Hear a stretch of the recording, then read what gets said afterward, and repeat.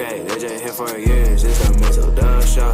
Always checking in, cause you know we love sports. Hey, they just hit 100, so it's time to get some out. Hey, yeah, just two brothers, yeah, yeah. Come tune in, they got guests, they got others, yeah, yeah. President chat, they got talks like no others, yeah, yeah. Cause it's a family up in here, we love each other, yeah, yeah. Let's do this Saturday night, yeah. It's a Mizzle show, yeah, the Mizzle show, yeah. Mizzle show, yeah, the Mizzle show. It's a Mizzle show, yeah, the Mizzle show, yeah. Mizzle show, yeah, the Mizzle show.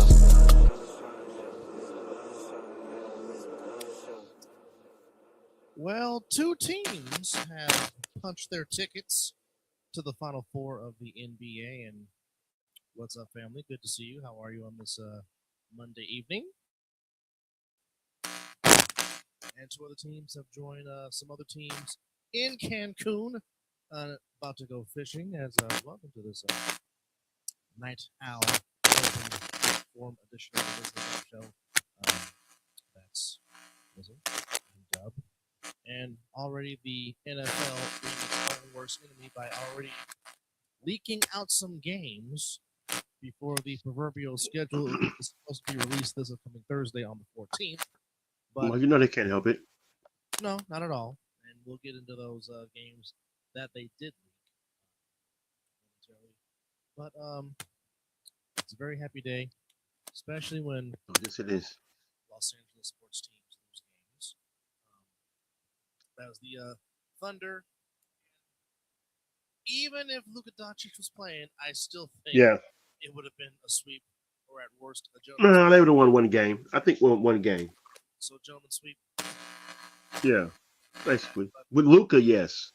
But indeed, the defending champions of the NBA, the Thunder, and as much as I don't like giving them credit, the Lakers put up a great effort, but they fell 5 points short as the Thunder holds off the Lakers 115 to 110 to complete. I hope that's all the credit you give them.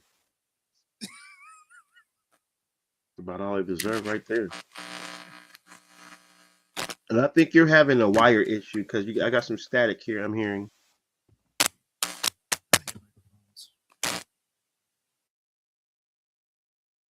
As he has muted himself. Well, no, there's always some kind of form of technology issues whenever we decide to do a show. You know, it happens. More so me than you.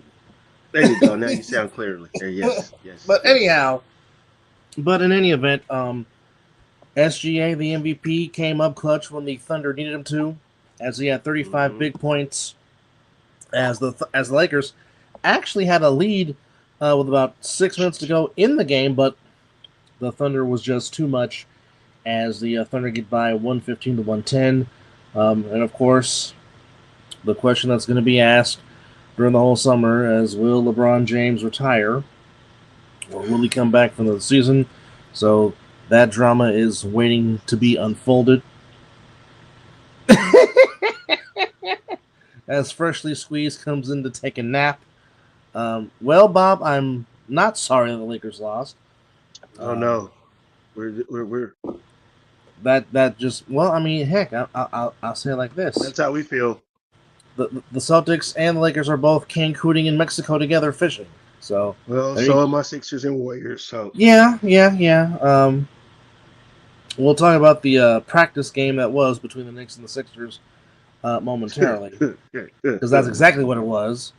Oh, scrimmage game. Shit. 16 from Holmgren, that's at 35 from SGA. Mitchell had 28. McCain had 13 off the bench. Now, one thing I do have to criticize J.J. Redick was why in the hell was Rui Hachimura not on that last play on the shot that Reeves had a good look for three, but Rui, who played very well tonight, shot 9 of 15, 4 of 8 from 3, had to finish the game with 25. That too. But my point is, I don't know why he was not even on the last play. Same thing with Luke Kennard, two of your best three-point shooters, not on the floor for that particular sequence. But, you know, this is what happens when you have a Dookie as a head coach. So that's here nor there. He couldn't have said it any better. Well, I mean, facts are facts. But nonetheless, Thunder will get a nice rest We should be. Both of our pages are connected, so we should be. But nonetheless, thank you for joining us on YouTube. And to the 34 that are being night owls with us, thank y'all for watching. And to Eisen Brigman, thank you for subscribing to our channel. We appreciate it. Yay, 258. Wonderful. Appreciate it. Yes, indeed. Like I said, I'm looking at Mizzle's page. He's live. I'm looking at my page. We're live. So, I don't know. The San Antonio fundamentals might have something to say about that, Bob. As the Spurs are up 2-1, or that series is tied. Now, one thing about this is the Thunder will get a very nice rest, like the Knicks, because both series between the Pistons and the Cavs and the Spurs and the Timberwolves are each tied at 2. So at worst, both series will at least go 6. So that means more rest for the Knicks and more rest for the Thunder, which could be good or it could be not good, because again, when you're going good, the last thing a team wants is rest. And that's been proven a lot of times in baseball when a team gets hot and then they get to the next series and the bats go cold and sometimes the pitching goes cold. In basketball, certainly when you're going well, I'm pretty sure the last thing the Knicks want is a lot of rest, because they have been locked in, especially on the road in these playoffs. Well, South Philly is like New York, whatever for them, because those fans were mighty loud in there. Well, and the funny thing is, Embiid said it. Don't let the Knicks fans come in the arena and take over, and that's exactly what they did, especially. Yesterday? Well, they also. Oh well, are we? No, they lost today too, to those Giants. Well, the Dodgers lost the series to the Braves, which thank you, Atlanta. And with that loss to the Giants, folks, that means right now, as we stand at 11:33 Pacific time, the San Diego Fathers are officially in first place in the NL West. The Dodgers have been knocked down to second place. But that's all right. Just keep fighting, Giants. Keep fighting. However, we'll get to that in a second. But back to the NBA, and speaking of, the Cavaliers went on a 23-0 run to start the second half. Wow! And even though the Pistons fought, that run was enough, as the Cavaliers have even their series. So, home court so far in this series between Detroit and Cleveland has held serve as the home team, has won every game. So now it's back to Detroit for Game 5, as the Spider went off for 43 of them buckets tonight. Ooh. As you said, hop on, I'm going to carry us. As the Cavaliers do get the win, 112-103. And I don't know if J.B. Bickerstaff opening his mouth about the refs, I don't know if that necessarily motivated Cleveland, but it did something, because Detroit was ahead at the half, 56-52. And as we said, that 23-0 run pretty much all but sealed the deal for the Cavaliers, as again, that series is tied at 2 games apiece. Of course, Game 5 will be Wednesday in Little Caesars Arena in Detroit. Yesterday, as we just said, the Knicks put up a team high, franchise career high in the playoffs, 144 points, as the Sixers decided not to show up and get blasted by 30 in their home finale. They checked out for sure. Yeah. Well, thanks for chiming in, Bob. Take care. Appreciate it. Yes, sir. And this is, and again, this is with no Mikal Bridges, who did not play in this game. But the Knicks just shot the ball tremendously well. Cat at 17 and 10 assists. Harden at 17. Bridges at 12. Well, Bridges didn't play. He had 12. He didn't play in Game 3. Brunson at 22. McBride led the way with 25. Shaman at 12 off the bench. As everybody, with the exception of 2 people. You said Shaman had 20 off the bench? No, 12. 12, okay. He played 11 minutes, scored 12 points.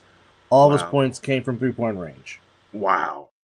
But nonetheless, Knicks, for the second consecutive year, the Knicks are back in the Eastern Conference Finals. Of course, last year they lost to the eventual champions, the Pistons of the Eastern Conference, before the Pacers lost in 7 to the Thunder in the finals last year. Of course, that was coincided with the Tyrese Halliburton torn Achilles.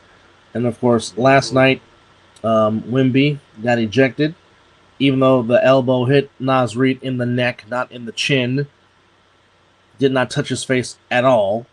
And if that's a hence there was no future suspension or anything needed because and this is how, and yes, I'm going there. This is how the NBA has gotten. Hello, Kobe Bean Bryant. Yes. If you're calling that a flagrant 2, you obviously did not watch playoff basketball in the 80s and the 90s when it was more physical. Well, okay, they're trying to eliminate that style of play.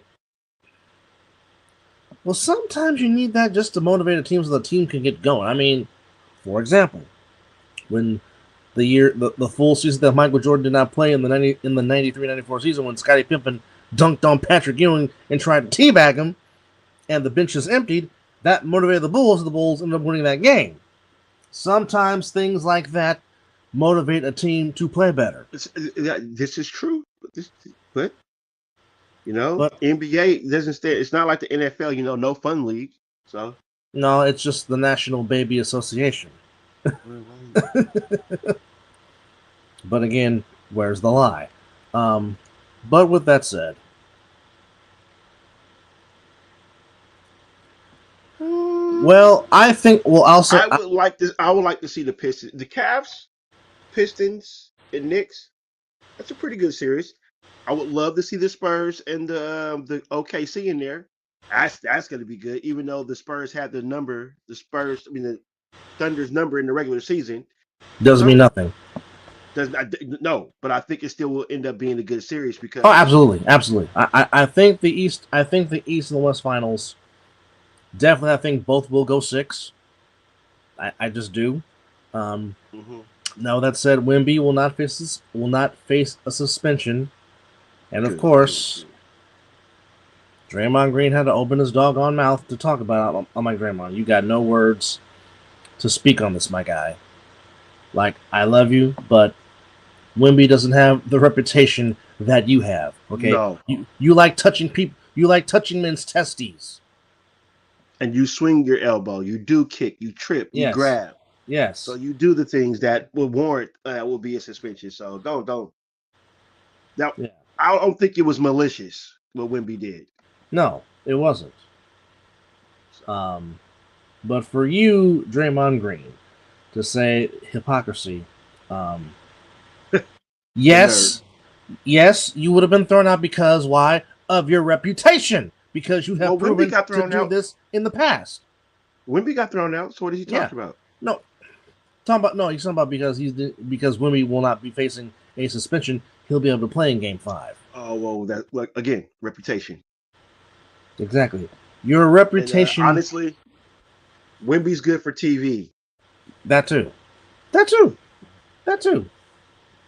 think about that. I mean, Draymond, you have 23 career ejections, which is among active NBA players. You lead with that.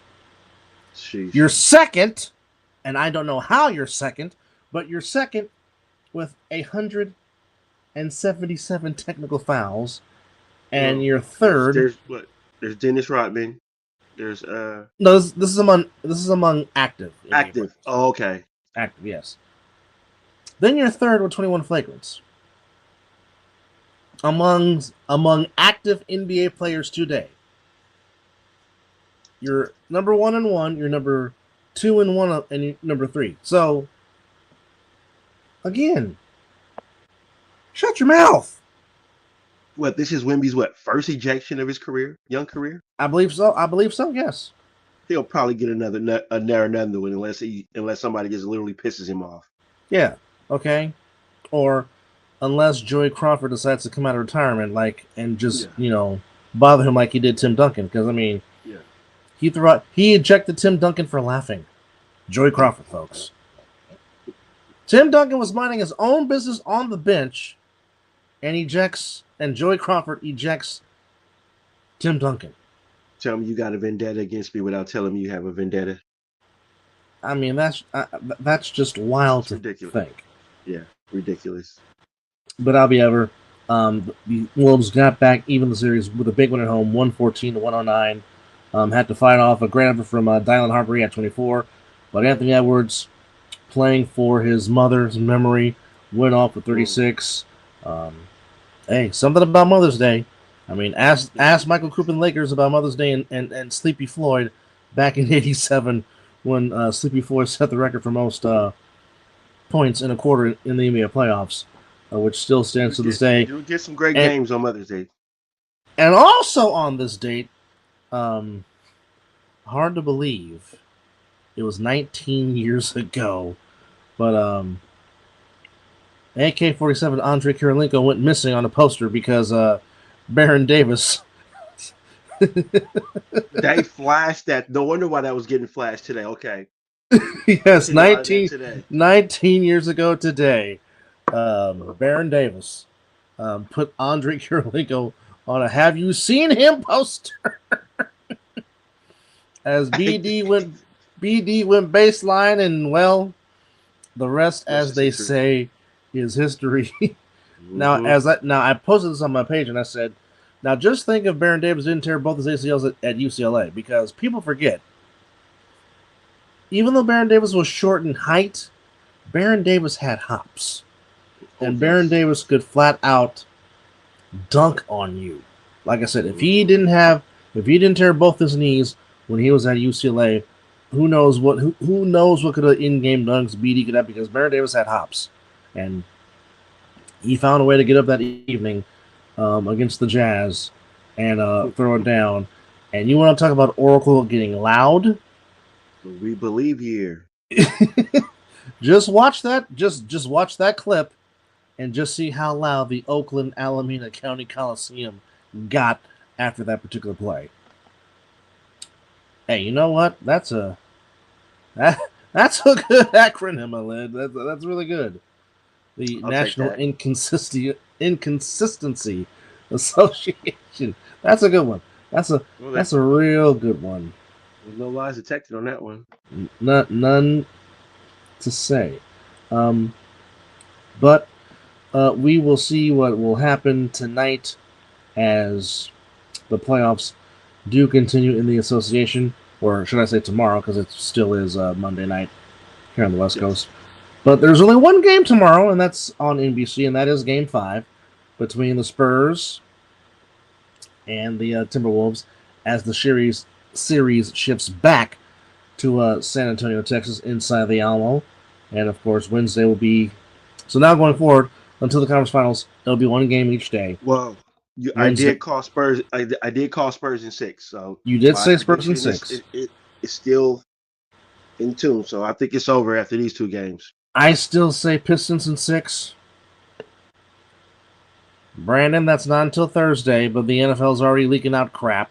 And it looks like Peacock picked up an NFL exclusive game for Week 17. We will get to NFL talk in a second. But right now we're talking about the NBA playoffs. And then Wednesday picks back up with the Pistons and the Cavaliers. That game will be on ESPN. So there you go. Hopefully that was the last prime video game of the season, so we can just focus on NBC and ESPN going the rest of the way and not having to stream to watch games. But that's here nor there. Well, there are other things that people are into that is more cringe and childish than being into sports. But I'll leave that for another day. So, if talking sports is being cringe and childish, then I will talk sports for the rest of my life. Because us talking about sports does not get us into trouble with the law. Doesn't go into horrible habits. So just say you don't like sports, and then we're not channel for you. Yeah. There's plenty of other channels that you can watch. Yeah. This is Thank you for taking the time out your day to make Yeah. that comment. We appreciate I it. mean, this is a sports show, so I mean, this is what we talk about. Anyhow, LeBron is going back to Cleveland. Side quest to be a tight end. That's pretty good. That's pretty good. I mean, he is the perfect height for a tight end without question, for sure. Yeah, but can he run routes? That's a good question. Now, to say that it has been a very tough week for the city of Atlanta, Georgia, would be an understatement because, of course, last week losing the pioneer giant that is Ted Turner, and then on this past Saturday, the legendary manager of the Atlanta Braves, Bobby Cox, Hall of Fame manager, passed away at the age of 84. Of course, also turned the Blue Jays into a perennial winner back in the mid 80s. Got the Blue Jays one game away of the 85 World Series, but they lost the Royals in the 85 ALCS in 7 games, of course. Came to Atlanta to be the GM, of course. For 14 consecutive years, you can pencil in. Now, we do talk boxing on this show also. So. Oh, yeah. Boxing is one of our. Matter of fact, if it wasn't for football, I think boxing would be like number one. It's like they're like 1A and 1B in the category. I love boxing. Yeah, Actually, boxing got us through COVID. Well, me through COVID when they cleared that to be the first sport to be active, and then everybody followed suit what boxing was doing. So, oh yeah, that's we can get down on boxing. I mean, pretty much we get down with any sport. Yeah. So I mean, nothing wrong with action sports. Nothing wrong with action sports. Nothing wrong with combat sports. Oh, yes.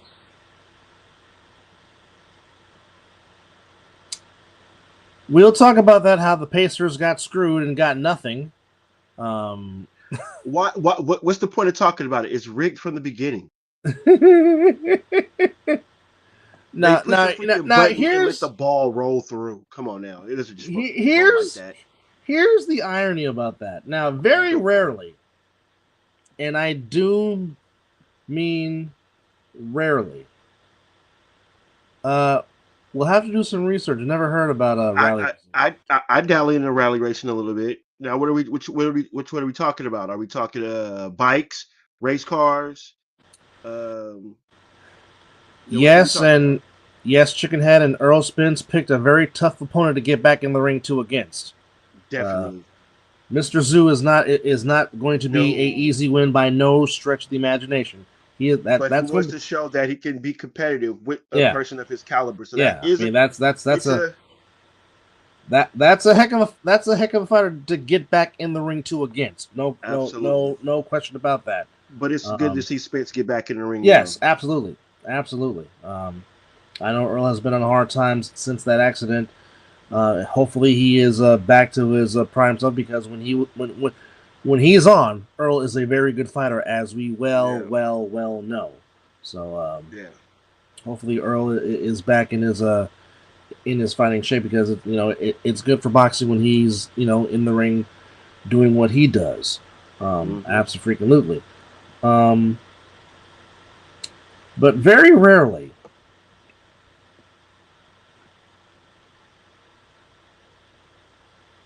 I'll do that. Well, that's what I asked. I asked, were you talking about bikes or cars? If you pay attention, that's what I was asking. So pretty much I know a little something about rally cars. So I was asking. So don't for me to be a dick right back at you. Okay, now very rarely does a team that have the worst record in the NBA get the first pick in the draft. But somehow the Washington Wizards get lucky and get the first pick of the draft upcoming in 2026, which is mind-boggling to say the least.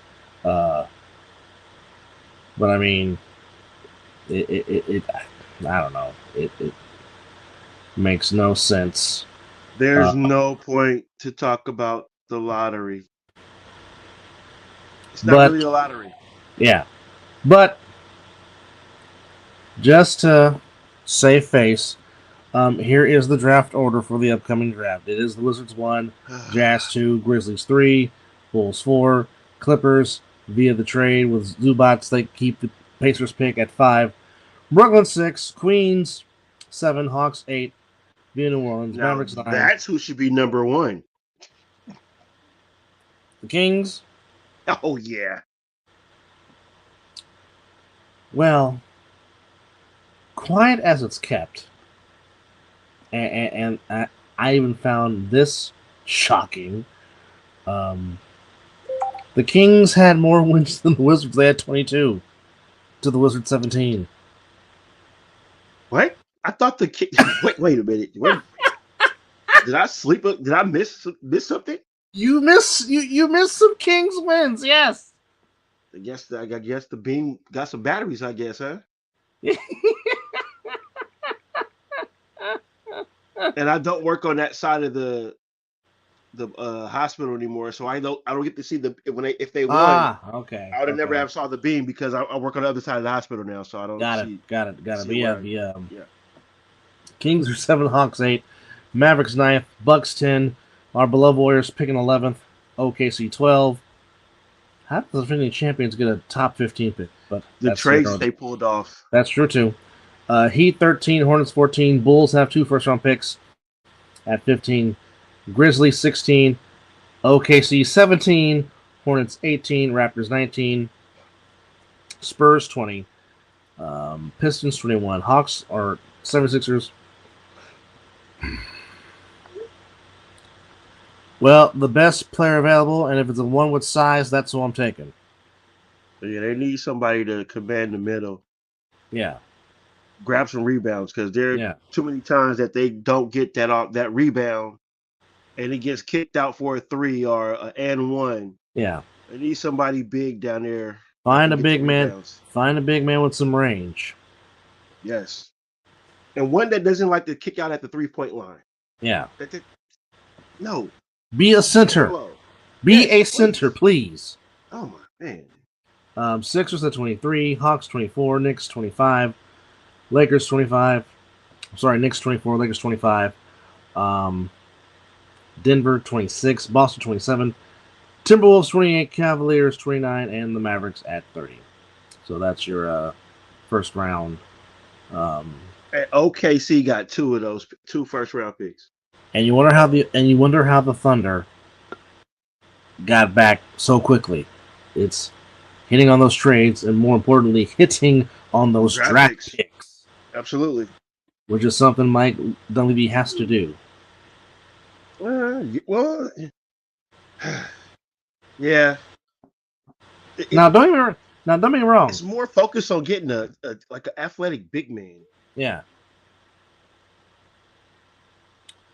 Well, he can either accept it or he can go back to BYU. Those are your choices. Yep. Because I mean, the NIL money is not going anywhere. They're probably already trying to offer him something to come back. Yeah, he can easily go back to Provo or go somewhere else in the transfer portal. I really don't like the transfer portal. I mean, the one and done is really not like is really not what it's not like what it used to be. So I mean, if he doesn't want to be drafted by the Wizards, he can easily go back in the portal or go back to BYU. So I mean, it is what it is. But now here's the question: this way you will know if he goes back to BYU. That means the NIL money was good enough for him to come back. But if he ain't good enough to come back, he'll find a way to get into the NBA. Absolutely. Absolutely. Do you think the Wizards trade out of it? As much help as they need? I don't know. Because again, I mean, are you keeping Trae Young? I mean, that's one question that you have to ask. AD? You shouldn't. I mean, that's an inspiring. Good point. Valid point. Very valid point. I don't know. I do not know. It's bad.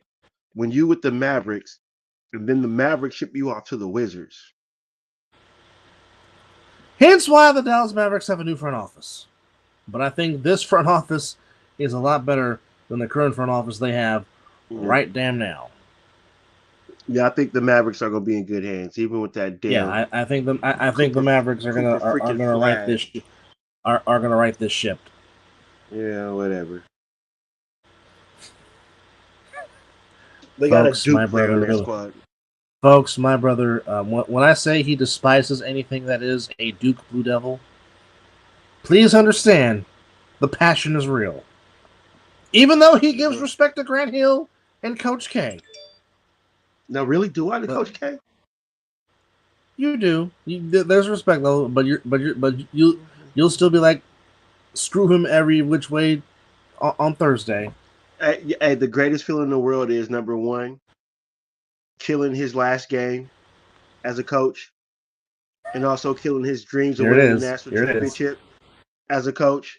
So there it is. The hell with him. There it is. And the hell with all the damn Blue Devils. And yes, the hell with them. Okay. Like I said, the only one he really gives respect to is Grant Hill out of all of them. That's about the only one he sort of kind of respects the most. Like the rest of them, the hell with them. Like he said. Oh. JP, you might have to come on the air and let us know about this, Mr. Perneda. I mean, that was probably a way of asking Katie to come on the show, because you just don't throw that out there.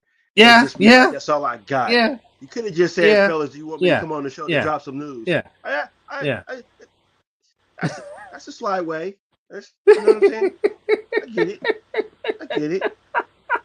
I understand it. Which we do plan on doing an A-Sons show later on Tuesday, because there is some news that took place on a podcast, on RTU's live on Facebook involving the Ace NFL.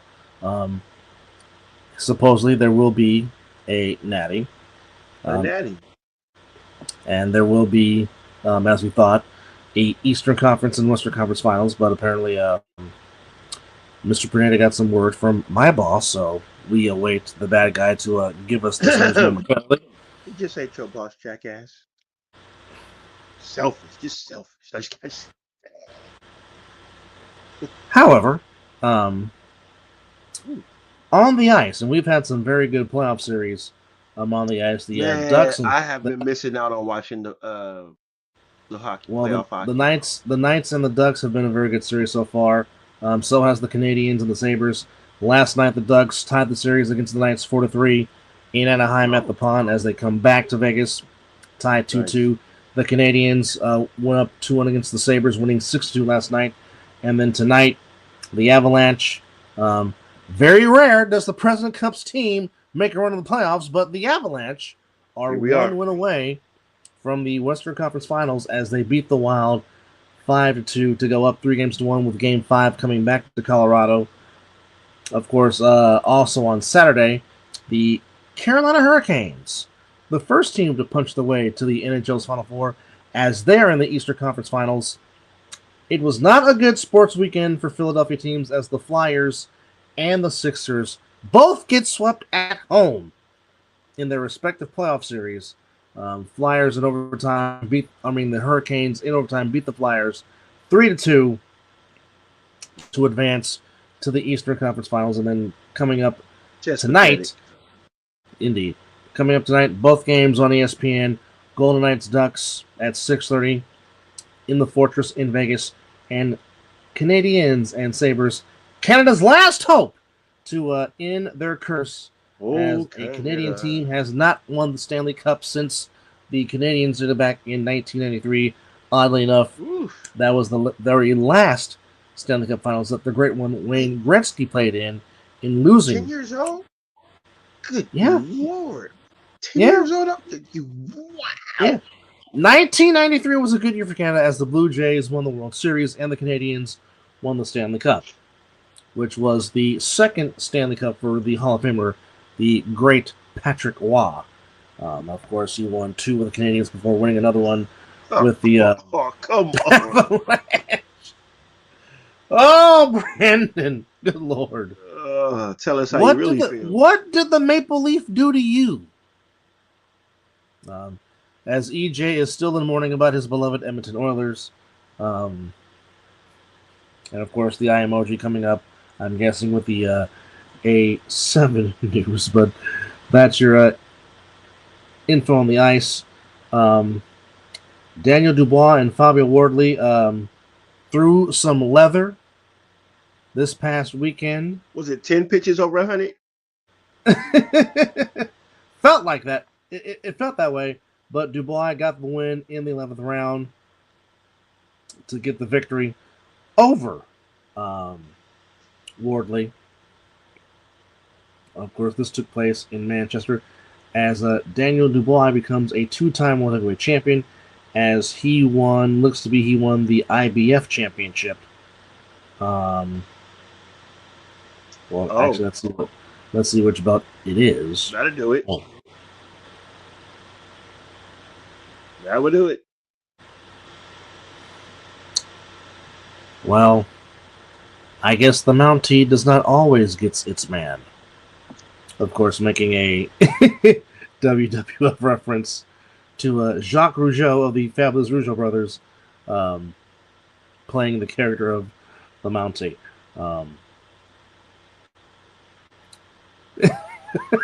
Apparently so. As training camp does start in the Canadian Football League going on right now. Of course, Mizzle's Boatman looking to rebound from a disappointing season after winning the Cup the previous year. Yeah. Jeez. And hopefully my Stampeders can build on some momentum as they change their uniforms again. You know what? Look here. Change your uniforms ain't going to help. No, it won't. And unfortunately, it's going to happen. Don't know why, but it will happen. What I think you're talking about. The fight that you don't want to see, that you're happy it's on Netflix. But one thing we can't. Hey! You telling me? Anyhow, one thing we do know, it will not take place at the Sphere in Las Vegas, which was the original plan. That would have been interesting. It would have been. Abdullah Mason who is boxing's youngest champion, will make his first defense of the WBO lightweight title when he faces Joe Gordina on the 4th of July at Cleveland State's Wolfson Center in Cleveland. That will take place on the Zone.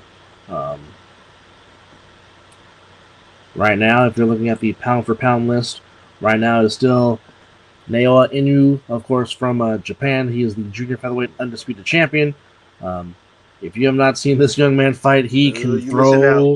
He can throw the leather.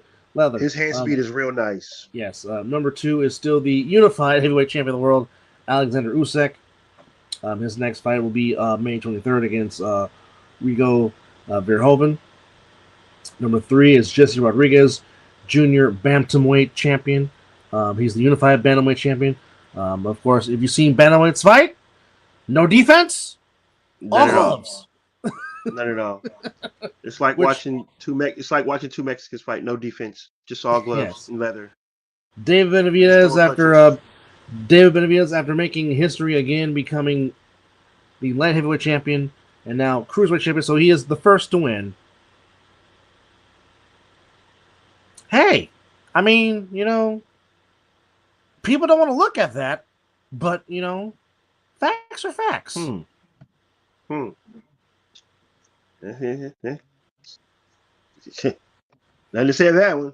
Facts are facts. Like, whenever Steph Curry has lost a series when he's played, now he didn't play last year, and obviously the Warriors lost in 5 games against the T-Wolves because he did not play the rest of the series. But in series that he has fully played, he's either lost in 6 or 7. So there has been no early game exits for Waddell, with the exception of him missing the rest of the T-Wolves series last year. But that is a factual statement. Coming in at number 4, of course, Benavidez, who made history becoming the world champion in 168, 175, and 200, which that means, folks, He is the first to win the light heavyweight, super middleweight, Yes. light heavyweight, and Yes. now cruiserweight. So that's some history, folks. His That's next fight impressive. is to be determined. But he put the hands on Gilberto Ramirez back on the 2nd of May. Unfortunately, me and Mizzle were doing our broadcasting duties. Otherwise, we was going to try to go to that fight. Dadgummit. Oh yes. Yes. Anyhow, But had a fantastic job doing the yes, broadcasting. yes. Wouldn't change that for nothing. Coming in at number 5 is Shakur Stevenson. Next fight is to be announced. Of course, he came off handling Teofimo Lopez with the easiest of ease back in January. Put on a masterpiece, pitched a shutout against Timo. Coming in at number 6, Devin Haney. His next fight is to be announced. His last fight was a win against Brian Ulmer Jr. Number 7, Junto Licatini. 32-1. He's a bantamweight unified champion.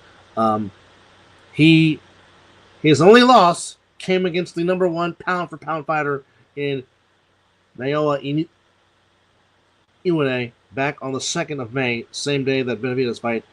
Coming in at number 8, and can't wait for his next fight, of course, Jaron Boots Ennis, the interim junior middleweight champion. His last fight, very light work. A TKO in the first round. But I hope this dude know what he's stepping into with this guy. But next fight coming up, oddly enough, on Brian's birthday and the anniversary of our first show against Xander Zayas. But yeah, he will challenge to try to add some more belts to his repertoire, challenging for the WBO and WBA Junior Middleweight Championship, which is currently held by Xander Zayas. That's, of course, coming up on June 27th.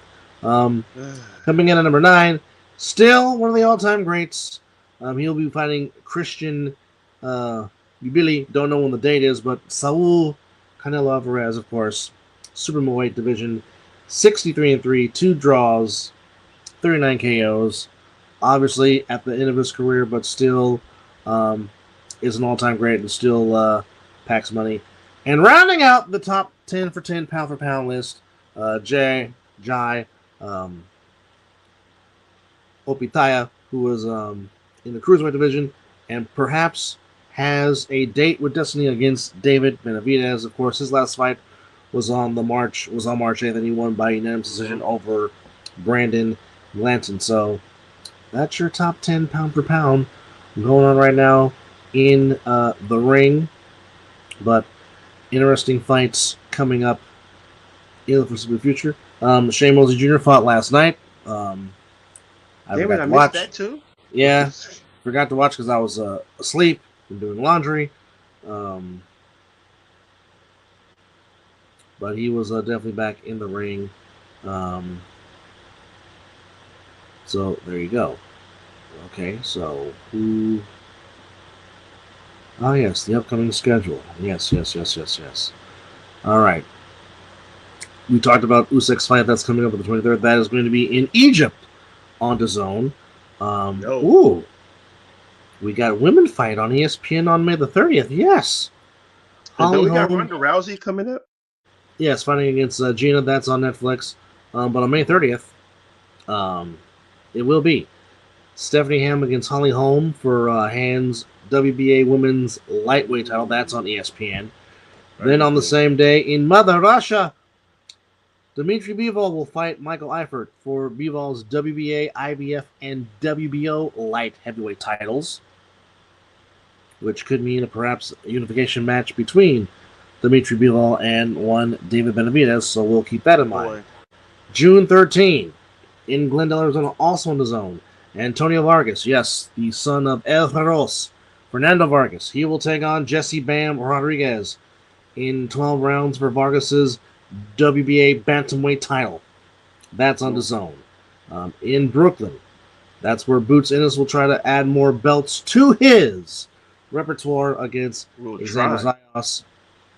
Well, I mean, Boots should win, but I know it's a puncher's chance. Don't get me wrong, but We pretty much, if you're a real fan of boxing, you know the outcome of that one. And then, of course, the fight that we don't want to see on September 19th on Dad's birthday, Floyd Manny Part 2. Why? I don't know.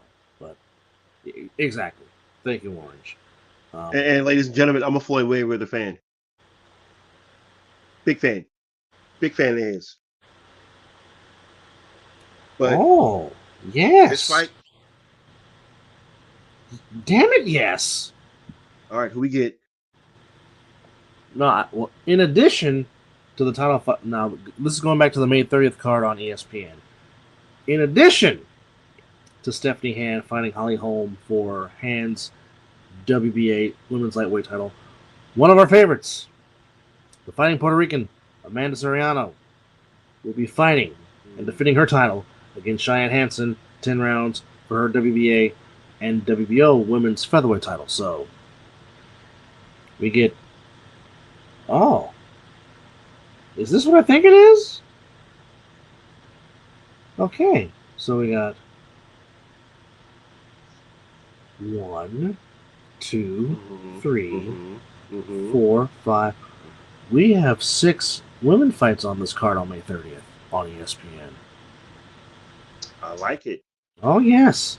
All right. That is some good stuff. Yes, indeed. It's always good to have some excuse me, some good boxing. Oh yes, that is that. Mr. Pernay, did you go to sleep? I don't know, because I don't know how you just come in and just say that, and unless he's still having some conversations. Because I mean, it's that gift that you're sending me. Well, we're waiting. Just don't come in and drop a bombshell like that, and just don't follow it up. Oh well, you never said if you wanted to come.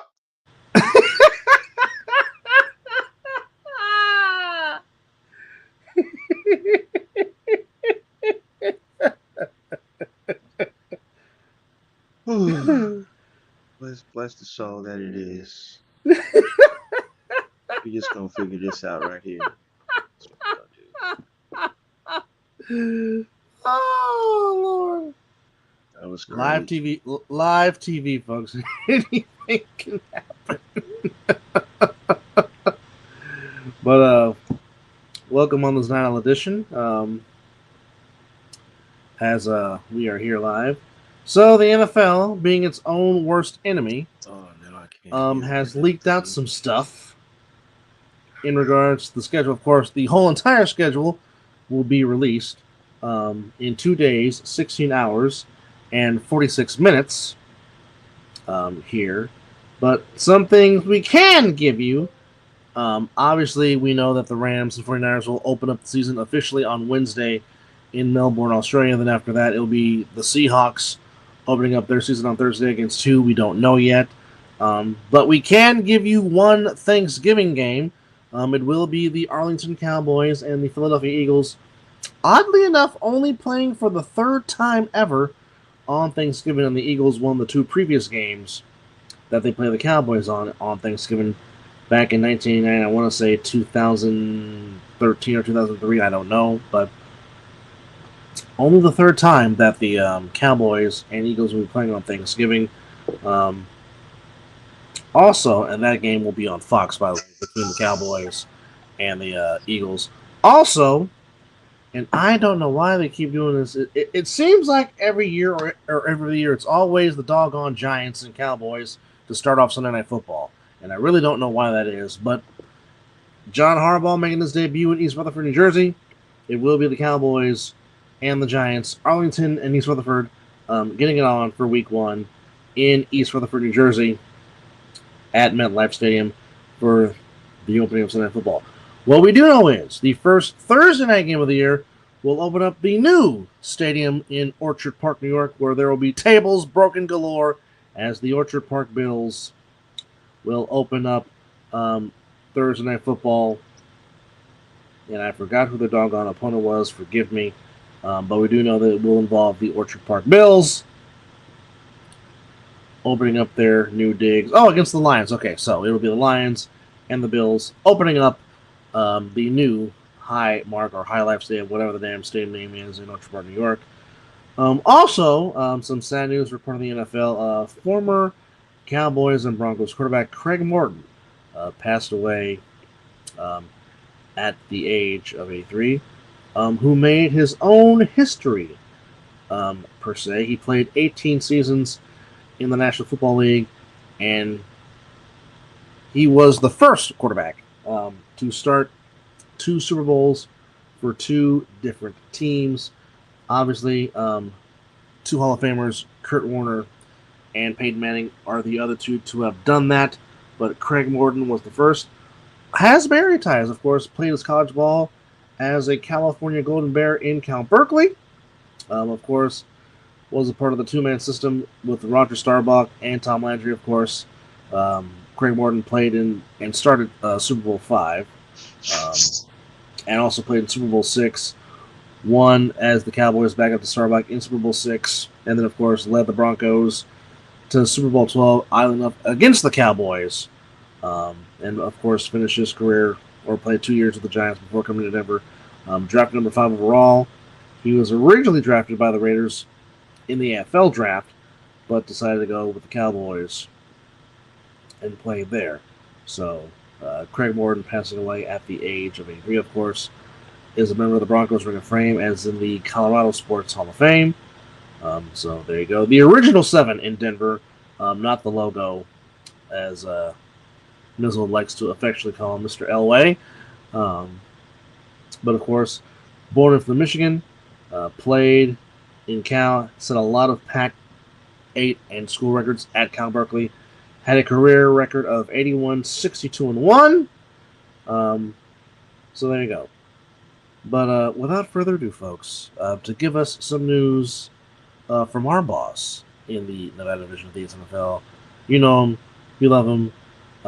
I guess you can call him Mr. Kent because he does look like Clark Kent with those new glasses he's got on. But ladies and gentlemen, coming back on the Mizzle Dub Show from the highly innovative sports talk for the highly innovative sports man, our family, the one, the only, the bad guy himself, Mr.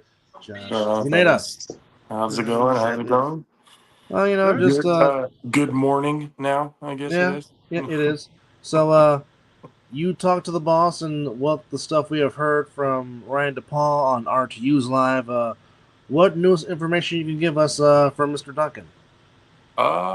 Well, from what he told me, it was kind of like what we had described on our show, and then almost the agreement that we had, or that I talked with Kenny Stansberry and Munchie and Ryan DePaul on that Facebook Live, trying to figure out some sort of resolution to this whole fucked up situation that is trying to get the national championship played.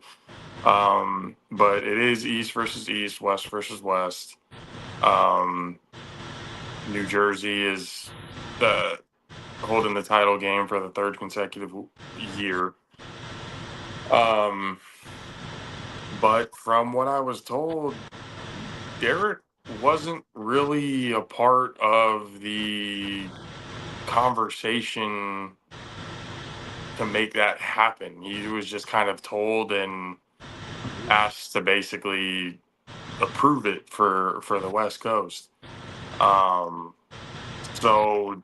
I mean, he's not a fan of it. He doesn't love that he wasn't necessarily a part of the discussions. From what I was told, I guess Munchie knows more about the situation and the deal of what happened than he does, which is odd to me, considering we're talking about the division owner. Correct. Not really being involved until last minute.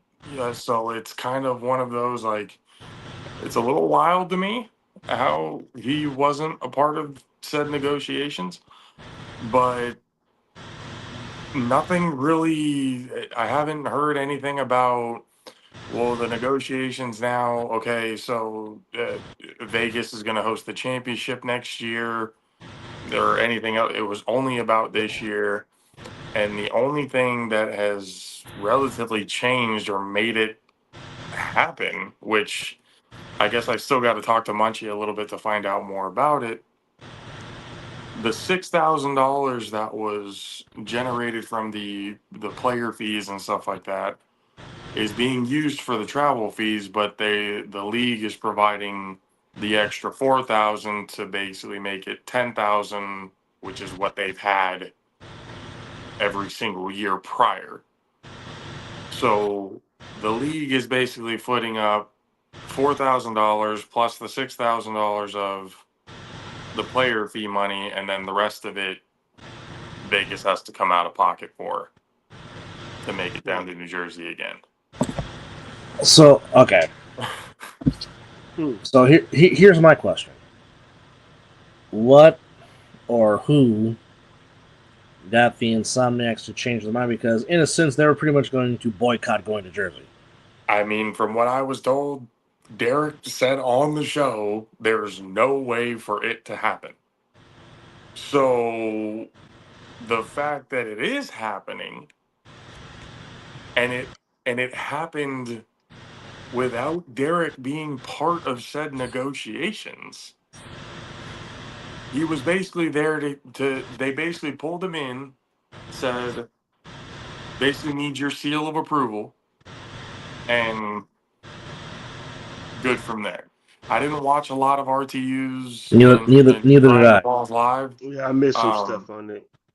I mean, so whatever it was they talked about, I guess I'll have to go back and kind of get a little bit more insight as to what it is that, negotiations wise was put into it. But it's still, Vegas is going to have to come out of pocket somehow, some way. A lot of it too, because like we said on the show, Spirit Airlines is no longer in business, and I just looked for a round trip ticket just to go from Saturday to Sunday, $581 round trip. and we're talking about Vegas trying to foot the bill for I don't know 30 players at minimum. Insomniacs may have to leave the cheerleaders at home and travel with 20 to 25. And I say cheerleaders at home because, let's be real, not everybody on that team plays.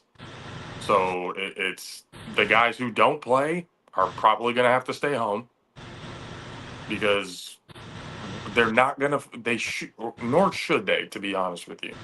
They shouldn't have to foot the bill for 30 plus players if half of them, little under half of them, are not even going to touch the field. So it's just one of those, like, y'all sit and celebrate and cheer at home the way you would have on the sidelines, and just kind of deal with it what it is. So they may have to and I'm purely speculating. Derek never told me anything about who's going to travel or what's going to travel. I'm with the amount of cost that it is to be able to have to fly down there and come back. I mean, Mizzle, you said it yourself. It's 500, and you look for what airline? Oh, I just went through, and that was through AAA. Oh, that was through AAA. So that's a discounted shit at so you're going through the insurance company. So now I don't even know what the cheapest would be. I don't know if Southwest even goes that far. Well, Southwest goes here's what I do know. When I went in 2024, we flew Frontier there and Frontier back. May have to be Frontier again. Frontier might be the only thing, but I mean, I don't know what the ticket prices for Frontier is. But I don't know. All I know is we took off at midnight, and got there in the morning. It was a nonstop flight. So, I mean, again, they're probably going to have to travel 20 people, really at most, because 10,000 the 10,000 for travel fees. That's barely going to cover 10 of them. 10, 15 of the players, and we're not even including coaching and staff. Man. So we're on a short notice. Let's not. Exactly. Short notice, once again, being a huge problem. This is something that, and I know Derek, when you have a pay to play league, things are going to be short notice. Like I understand what he's saying in that point, but I also understand, especially if you haven't listened to Matt Ryan's sound of the game from the Irish wake of the A7FL, which I have. and you should. Fantastic. Anybody. And oh, by the Passion. way, the latest edition is up now on wherever podcasts are sold. So if you go and listen to what he said, I take a lot of what Matt says. He is not the voice that I take with a grain of salt. He is one that I know because of his time in the league, from what he has seen. When he says something, there's some truth to it, a lot of truth to it, actually. So you can't sit here and say that you didn't know. Especially with all the talks of crossplay, of all the talks of it. If it was unrealistic and something that you couldn't do until you generated enough funds to be able to do so, then you shouldn't have been pushing for said crossplay the last 3 years. Now, we've been pushing for it. I know we would love to see it. But Yeah. when it comes down to the actual bottom line and dollar bills that goes into the travel costs, especially what's going down right now in the world. You got, fucking Orange Palpatine up there fucking it up for everybody. And it's just you had Corey say his piece about it. Matt said his piece about it. I know I've said my piece about it. But without that royal fuck up, we probably wouldn't be talking about it. It'd be a little bit easier. But because of said fuck up, whether people want to admit it, bring politics into it, whatever it is or not, doesn't matter. The reality is what the reality is. Without that fuck up, it would be a lot easier conversation for travel wise to be able to have. Yeah. Now, Well, we had time to that plan at least. exactly. Well, and that's the thing. When Matt says you can't say that you didn't know and you couldn't be prepared, you couldn't. If you were really aiming for this cross play to be able to happen, and at minimum, it be for the championship game, whether the East comes to the West or West comes to the East, however it was going to go, you should fucking know better that 10,000 isn't going to be enough to cover it. You should have kept the 10,000 and then added the 6,000 from the player fees. That's what you should have done. But Well, instead, you decided to go with player fee only, and that ended up fucking you $4,000. well, also didn't some sponsors and the fundraiser didn't happen as well. So I I mean, Oh. yeah, I mean, I sent you guys all the shit, all of the quote unquote brand deals and sponsorships and all that other kind of stuff that supposedly went down. All that supposed money that was supposed to come in from that should have gone towards travel as well, and it didn't. It went towards other things. Now, granted, those other things were probably needed, like production value and everything like that. So I'm not going to really take away from that. But even if you're putting said money towards that production value, you still have people in said production teams who are unhappy with the situations that have happened. I mean, Mel Carey is like, he's about at his wit's end with shit that's been going on. So Ryan DePaul has been hanging on by a thread. We're just lucky that he loves the league as much to where he keeps putting what he puts into the league for production value to be able to happen. So it's just kind of one of those things. And before the negotiations and stuff like that happened and confirmed that the national championship's now happening, people were talking here in Vegas about, oh well, so long A7. Not gonna the insomnia. Everybody on the Insomniacs is talking about, oh, we're not gonna play no more. First last year it went to, oh, if we win the championship, we're gonna retire. Now it's we're not gonna travel, so we're gonna retire. But now something happened to where Yeah. now it doesn't matter. I mean, they got to get through sick with it first, and Yeah. I mean, I think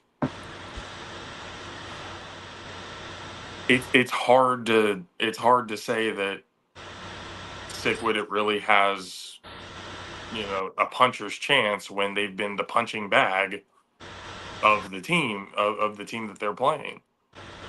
So it's just kind of one of those things now, if sick with it comes in and does their thing and they earn Yeah. it and they do it, they actually make it to the championship game, pull off the what some would call the upset of the century to come to the Yeah, championship game. Then it is especially what with it this is. particular team that they have intact, that would be a colossal upset because Well, I thought the what's the saying? Any given Sunday, man. yeah Any It because can given happen Sunday. anytime. Puncher's Even chance. I thought their best team was the team they had 2 years ago when they hey, beat him Yeah. in that one game. yeah. And they got a few guys coming back. I know Lavish came back now, and Yeah, I don't know what was going on with Stone King. I haven't seen him out there, so I I don't. think Stone He's I think Stone King stepped like away. DP I think Stone King like DP are playing for the Las Vegas Rockers indoor football team. Oh, so yeah, he's not gonna. I mean, and if he's getting paid, yeah, he's not gonna come out and play. You know, A7FL football where you have to pay to play, and all that other kind of the insurance you have to cover yourself. There is no player insurance if you get hurt Hmm. or anything like that. So it's just it is what it is, and that's one of those steps where I know people are talking about. I know Derek Duncan has talked about it, but we're far from that. We're having trouble, figuring out fucking travel plans, let alone getting insurance for the players. Well, again, this is what I said, and I said this to Will Franklin, and Mizzle can vouch for this, and I also said this in our chat. I said, okay, the shit needs to stop. Okay, like when the championship game is over, okay, if you want to take a week off, that's fine. But after that week, you need to start planning ahead now to where we're not doing this again around this time next year. Yeah. Have a plan in place, have something set in stone, and be fair because again, on one aspect, I understand why the Insomniacs are pissed off because that means for 3 straight years we've had to go to their turf per se to play a title game when twice the title game was supposed to be out here. Now, granted, yes, I understand. Last year they couldn't find the fields to get it. I understand that. It happens. I get it. I know their main plan was to try to get it again in Bullhead because, I mean, even the citizens of Bull, like, when are you coming back? Because Bullhead really enjoyed the weekend that we had Oh, in absolutely. 2023. Yeah, Hmm. absolutely. And I think that's kind of where the league is kind of they've been so hell bent on wanting to take down the Insomniacs that they're it almost does seem like they're trying to figure out ways like, and I get what Kenny Stansberry is saying. By the way, shout out to Kenny Stansberry. Congratulations on the engagement, sir. Proud of you. All That right. shit been done. Congratulations. Um, uh, and I understand what he's saying, especially last year that Munchie was on the live and said, "We told you guys shouldn't have done that, having to come all the way to Vegas." But it was the principle of having to come down there and fight it out. True football player spirit. Come out there and earn your way into the championship. That's how he looked at it, and I don't blame him for I shit. That's how I would feel. Hmm. That's honestly how I feel. They're like, yeah, we're gonna come down there and we're gonna come and whoop your ass and we're gonna earn our way to the fucking championship. That should be a football player's mentality. Right. What's the old professional wrestling saying? You want to be the best, you got to beat the best. To be the man, you got to beat the man. And if you got to travel to do it, then hey, they got to travel to do it. They came up and they came in shorthanded, but the BIC still came and did their thing. Animals, very, very shorthanded. I think Yeah. a full squad animals team during that Final Four last year, it would have been a different game. It I wouldn't don't. I have. don't think the final score would have been 60-24 for No, sure. it I don't wouldn't know. have. It wouldn't have been a blowout. Now, could the Insomniacs probably still came up with the win? Maybe. Probably. Because Insomniacs were still stacked. The Animals are probably way better this year than they were last Oh, year. their Well, offensive again, line for sure. Their And, offensive and line for not sure. only that, adding the Wolverine to anchor that defense certainly helps. Yeah. Also, I mean, they lost Baskerville, which I mean, our defensive player of the year. yeah, That dude is just a monster. When you lose him, Yeah. it is what it is. They lost Manny Diaz on offense, which it wasn't a big loss I'm because gonna. he I he he was he was not a factor for the BIC this season anyway. like I told people, you left being a 1/2 to basically being we'll use you when we need you type guy. Well, basically, it's just like Jawan Jennings. You're not gonna pass Addison, and you damn sure not gonna pass JJ. So you took less money to go be the third receiver, which you already were in Santa Clara for less money.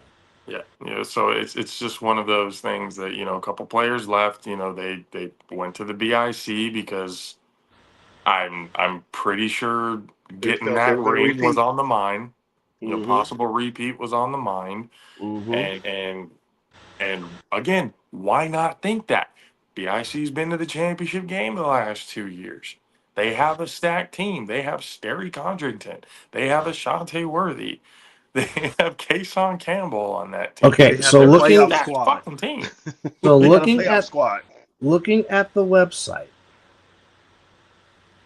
as it stands right now, according to the website, the championship game is supposed to be in Asbury Park, New Jersey, as it was in That 2024. that is the plan for it to be in Asbury. Now, Yeah. I am saying this to the East.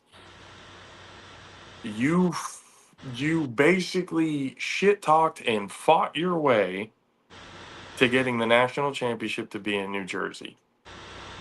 You better not fuck up on the hospitality portion of it. Agreed. Because Derek has already said it once that they're never going to do it again because of the last shit that happened at Asbury Park. Correct. And I was there. But, I was there. so the field issue last year.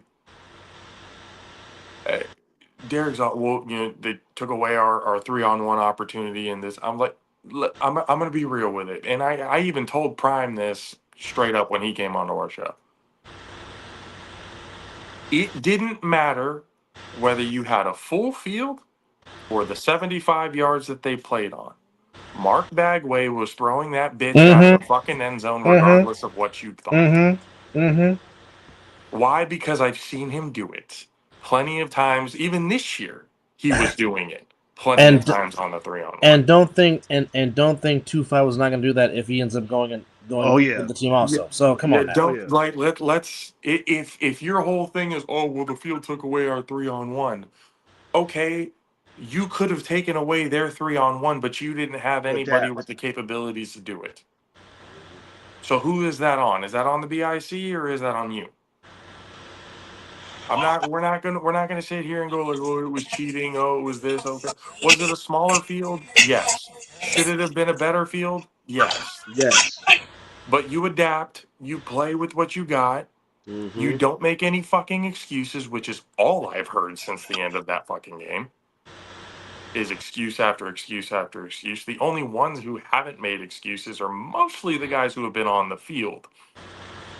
All the guys who have been making the excuses are the motherfuckers who, like I said, who've just been cheerleading the goddamn whole season. Yeah, how many times has Scooter has said they were better than us, and I threw 3 picks. Can't do that. Even Munchie just said it on the last 2 lives. No excuse. Munchie's not making excuses. Scooter's not making excuses. So why the fuck is everybody else making excuses? Yeah. Because everybody wants to bitch and moan about something. And again, most of them that are talking are just the cheerleaders. That's it.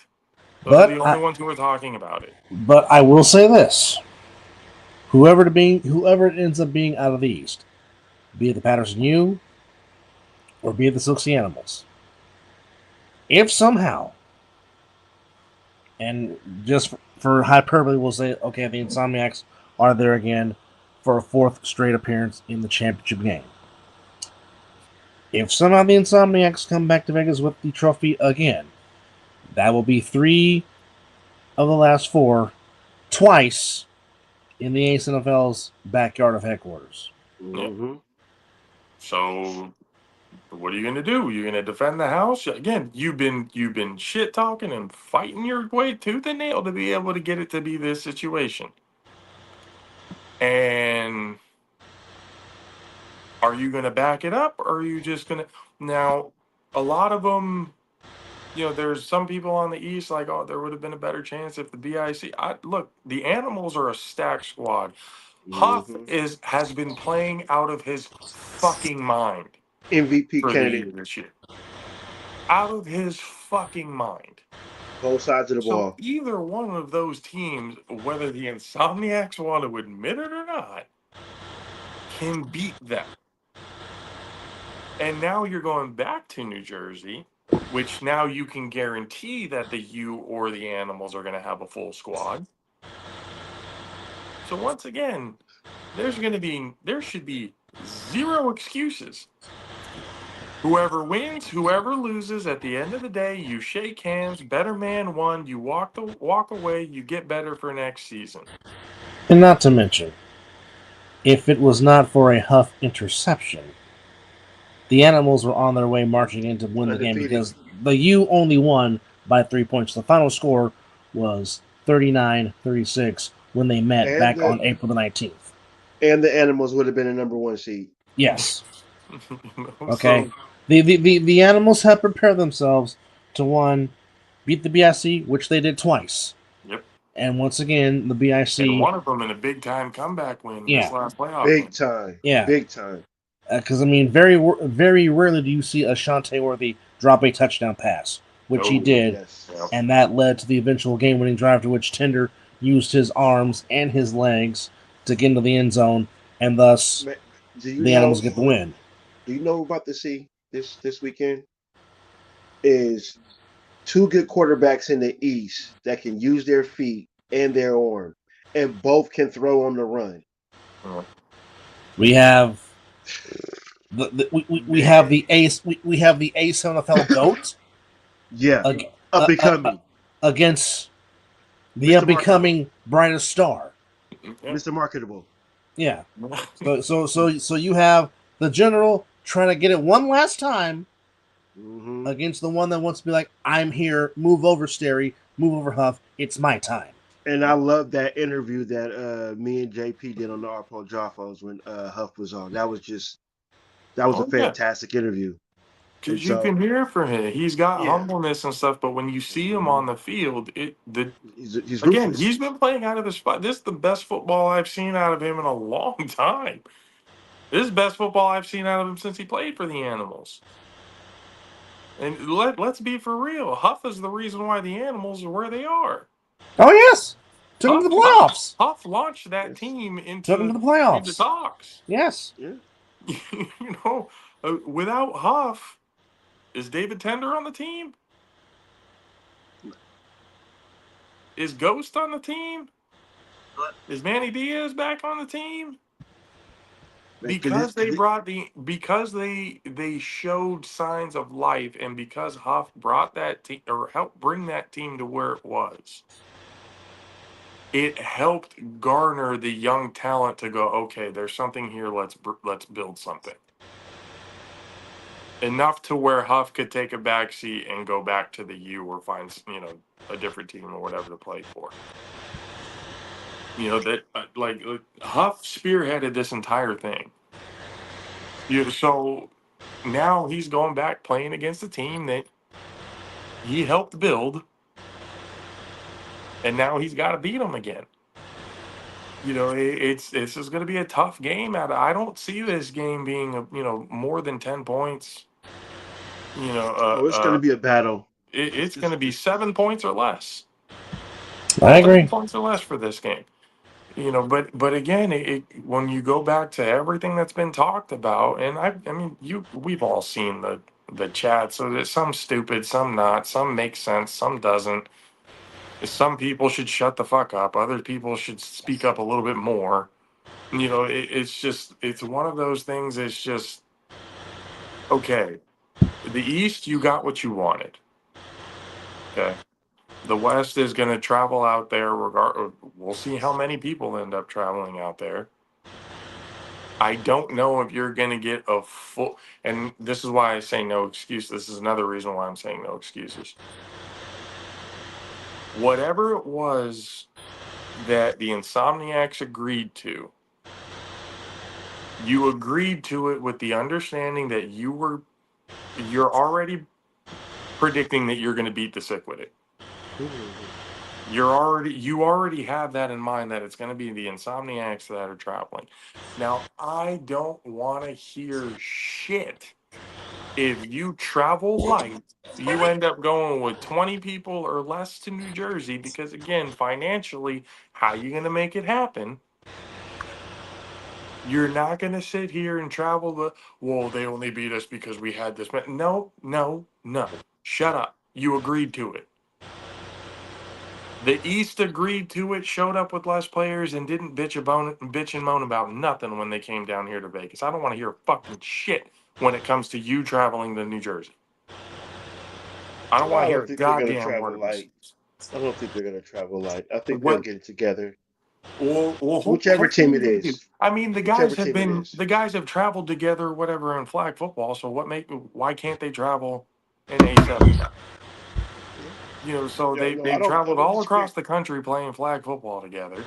I think they'll have their team together. They don't. They don't. No man gets left behind.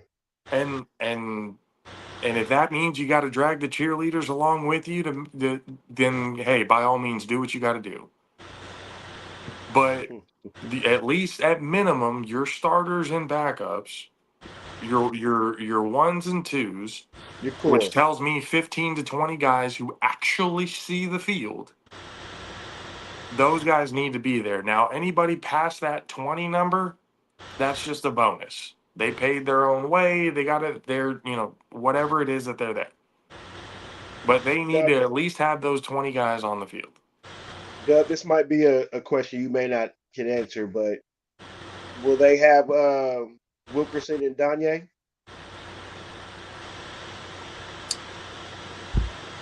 I my gut would tell me that they're both going to be there. Yeah, I don't My doubt gut that. feeling my gut feeling is that they're not missing this. And if they're not, they still have people who can do what they do. Oh Yeah, yeah, I was just. Oh yeah, the Insomniacs are just. but They're more stacked. but my So thing is but my thing is not necessarily Danye, but I mean, if the real difference maker is there, and I'm talking one Devin Clark, that really puts the Insomniacs in real. I mean, Davitt Clark also needs to not have 6 drop balls in a game. True. So he can be a difference maker, absolutely. But again, I can go back to last year's championship game and count all the drop balls that he had that could have made the difference that put them in. Yeah, Scooter threw 3 picks, but Davick also had 6 drop balls. I mean, his 4 touchdown receptions easily could have been 8, 9, 10. it, you see what I'm saying now? Another record breaker. So yeah, cool. He had 4 touchdowns. That's fine. But the ones that you dropped were in crucial situations that could have put you ahead. Well, people forget the Insomniacs were ahead in last year's championship game, They were. but again, the 3 interceptions, the BIC converted them into points. Yep. Hmm. And every 3-on-1 opportunity, fucking Ashanti Worthy put Great field them at position. least at the 50 or further. Great field position. Agreed. So it's just again the BIC threw it to Danye that one time. He got the tutty and said, "All right, Bagway, do your That's thing. it. Throw it out of the back of the That fucking was end zone." it. Mm-hmm. But They again, didn't if it want was a that. They hundred didn't want yard that field, that problem would to have been go. the same game plan. Mm-hmm. Absolutely. So there's Absolutely. no difference in what would have happened because I don't, and I told Prime this, whether he wanted to admit it or anybody on the Insomniacs wanted to admit it or not, Bagway can throw that bitch out of the end zone on a 100-yard field regardless.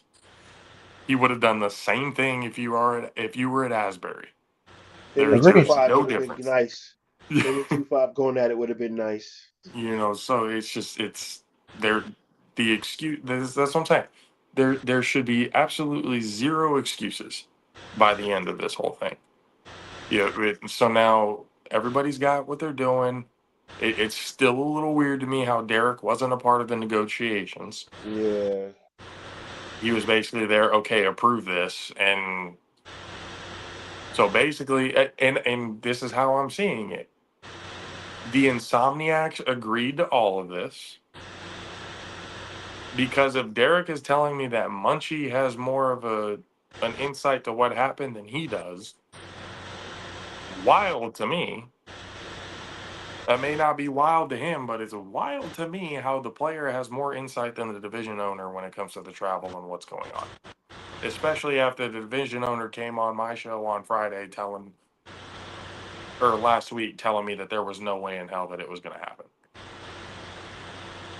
There was no possible way. Get it out of your head. It's not going to happen. Those are Derek's words. I'm maybe paraphrasing just a little bit, but that's exactly what Derek said. That it wasn't going to happen. So now that it is happening and Derek wasn't a part of that conversation, that tells me that the Insomniacs were full force. They were the ones in the conversations, making everything happen. Now, I want to know how many of the Sick With It players and captains were a part of that conversation. Because again, if Sick With It somehow wins, do they have the means to be able to travel? So it gets that's what I'm saying. Like, if you're over here talking for somebody else, you better make fucking damn sure that you're the ones that get there. So it's like it like you said, Mizzle, any given Sunday, anything can happen in the game of football. Yeah. Had it not been for Prime and Danye and them starting to fight against the Stealth, we would have been looking at a fuck the forfeit win. The Stealth would have beat them. I'm sorry. I'm telling what I will say this to their face. The Stealth were getting ready to beat you. When you started that fight, it was 4th and 1. The Stealth had all the momentum on their side. And I knew it was going to happen because all the attitude and the shit talk, like all the bullshit. You got Wilkerson over there. Give me the ball. Give me the ball. Give me the ball. I'm going to run it. I'm going to run it. I'm going to run it.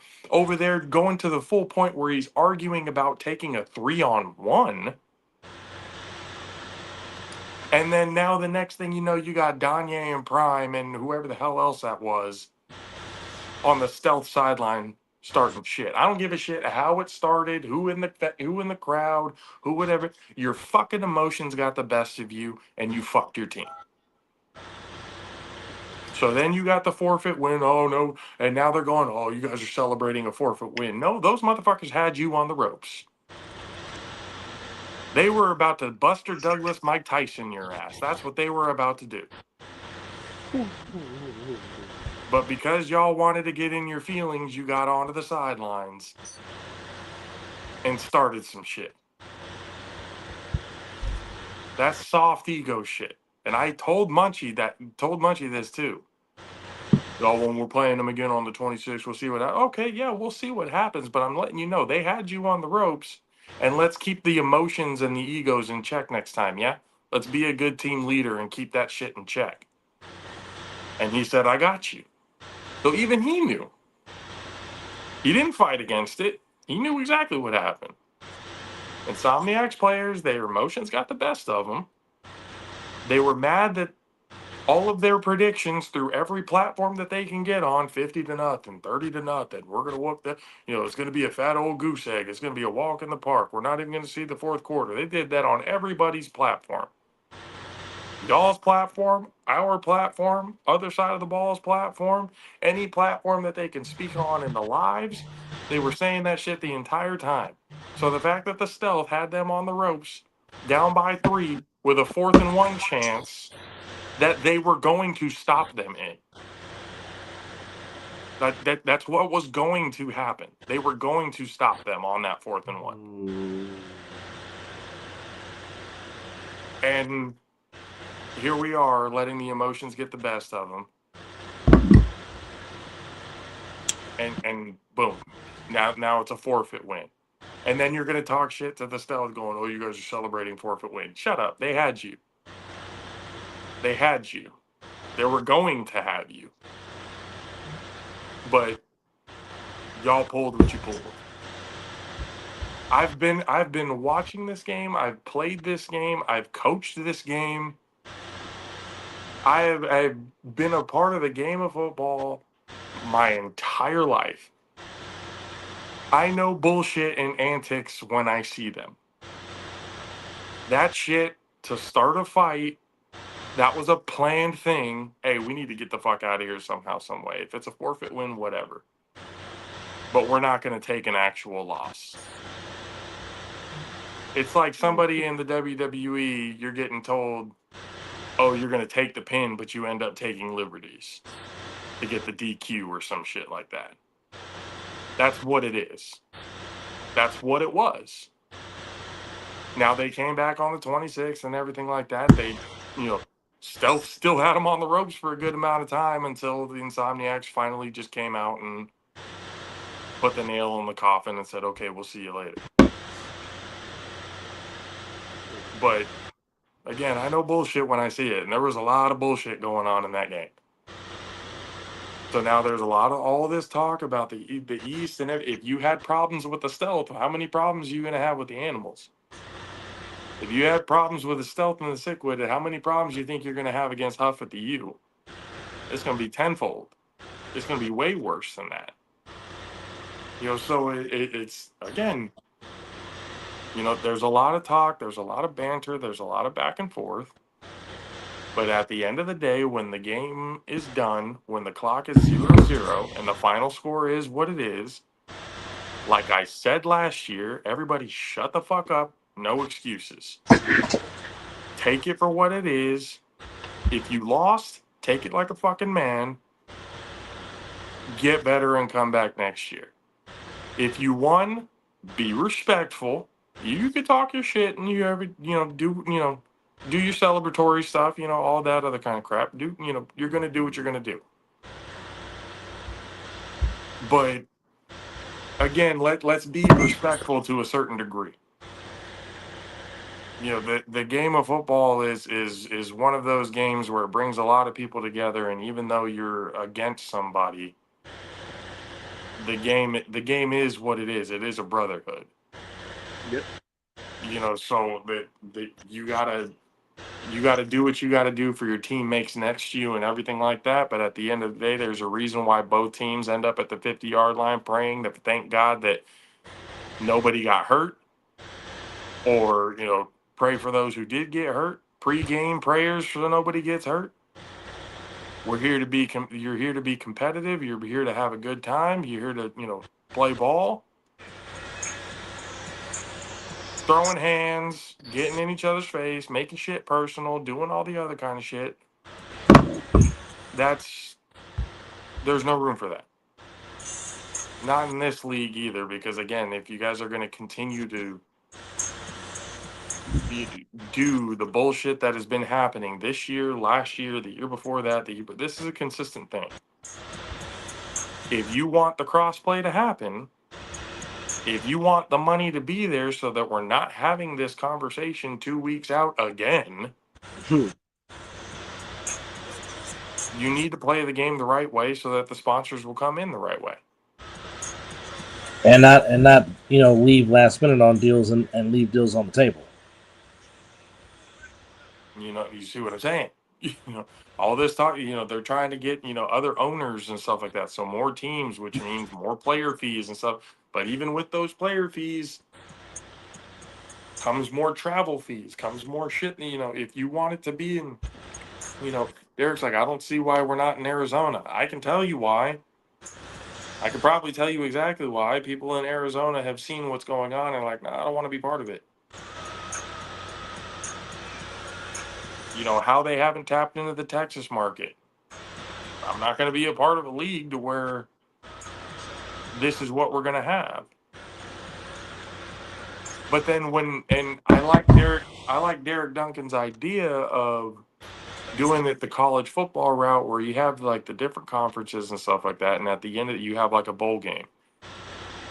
You have your 1 and 2 of the entire thing, have that national championship. You do the travel and everything for that. But for everybody else, conference title, division title, whatever it is what it is. Have something like a ranking. They have a ranking system, power ranking system, whatever now. But to do it the college football way, have like bowl games or conference games where like you're just having people playing within their divisions. Now if you have it in here in Northern California and Nevada, Northern Nevada, like in the Reno areas and everything like that, the travel, to and from Vegas is not that bad. When everyone's like, oh, well, everyone on the East is like, oh, there has been crossfire. We've had to go to Florida. We've had to go to Kentucky. We've had to go to Ohio and stuff like that. It's like, okay, understand, just because you've gone to a different state doesn't mean the travel was that bad. The amount of travel that you go from Sacramento to Vegas is about the same travel that it goes from New Jersey to Florida. It covers the same distance, about 10 hours. The only difference is you're going through like 4 different states because it's smaller. So it's like you can do complaining about 8 to 10 hour trips. That to me is like, why are we complaining? There's nothing to complain about. You can make it happen. If you have to, get yourselves in a van, you have to get yourself whatever in that, rent a car, whatever, do what you got to do. 10 hours is not that bad. Traveling coast to coast, that's where it's difficult. Getting the west to the east is where that's difficult. So wherever they got the funds or whoever's going to fund it for them to get there for this year, I don't know how it's going to happen. I don't know who it's going to be. From my understanding, Derek ain't the one who's going to be footing the bill.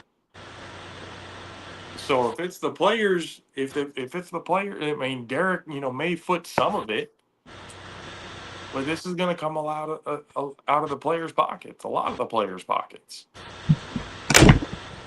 Whether the league is dipping into the prize money or not, because at this point, is it really about the prize money? I would say right now, no. It's more about. That's what I was gonna say. It's more about standing on business and pride at this point. Mm-hmm.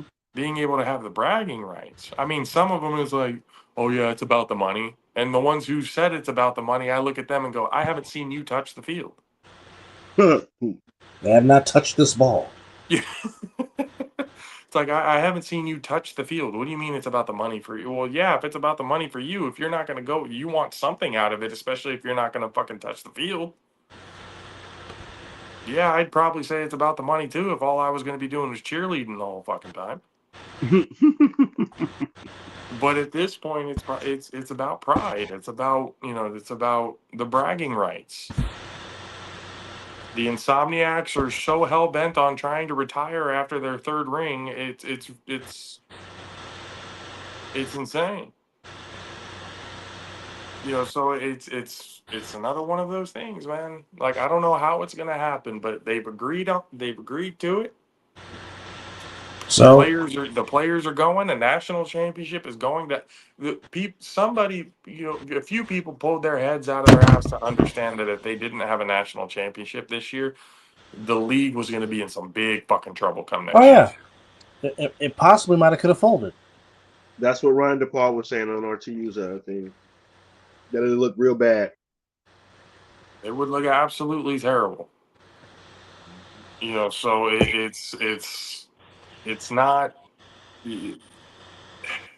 Again, if you didn't have the national championship, whatever sponsors that you may have had or currently have, were going to be gone. Nobody was going to be a part of that anymore. You would have to start from scratch when it comes to getting a sponsor, brand deal, streaming deal, TV rights, whatever it is. You were going to have to start from scratch if you didn't have your national championship game this year. And like Matt Ryan said, it was going to be the biggest asterisk on whoever the claim of being the national championship was. So we'll see what happens. I'm glad they're having it. I'm glad they finally pulled their head out of their ass and figured it out, and we're having the national championship here. But Please don't be ugly. Please. I'm very interested to see, one, if Munchie gets back to me and lets me know lets us know what the full deals, like what everything is going to, if they actually put it in writing or whatever it is for next year, the national championship's coming here or whatever the fuck it is that they're going to do. They shouldn't do the talks of Final Four being over there or being over here it's going to be East versus East, West versus West, at least for the foreseeable future. It should stay that way. The only thing that is going to be getting traveled for or whatever is the national championship game. The East can complain about anything that they want. Oh, well, the Insomniacs have an easy schedule. They can do that. Well, that's on the fucking West to get better.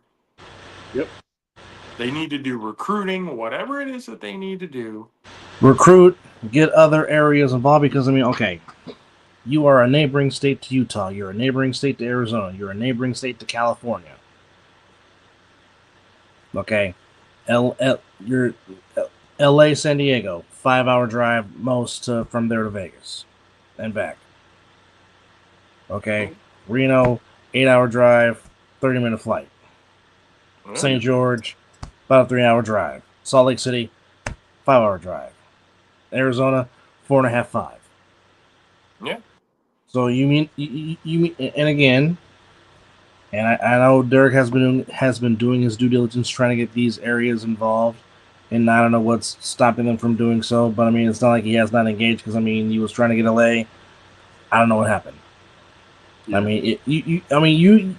Okay. You can truly have an East-West conference if you get the Bay Area involved, you get San Diego and LA involved, and you get Phoenix involved, and you get St. George or Salt Lake City involved. It can happen. If you can get at least, because I don't know what teams are going to be back next year for Vegas. We can maybe assume that that Sick and the Stealth will be back. The Insomniacs, as we know them to be, we don't know.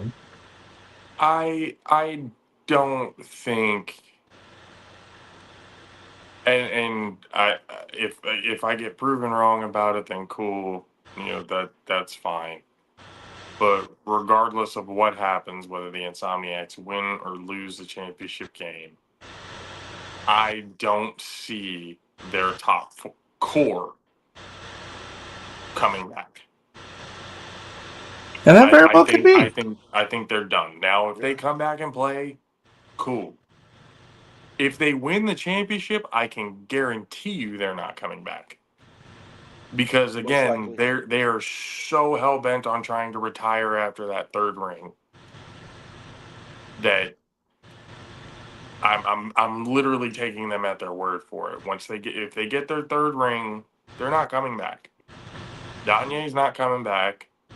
Mac ain't coming back. Scooter ain't coming back. Munchie ain't coming back. Davik ain't coming back. None of their core is coming back. So they're going to basically have to start from scratch their damn selves. Now that might make the Western Division a little bit more competitive.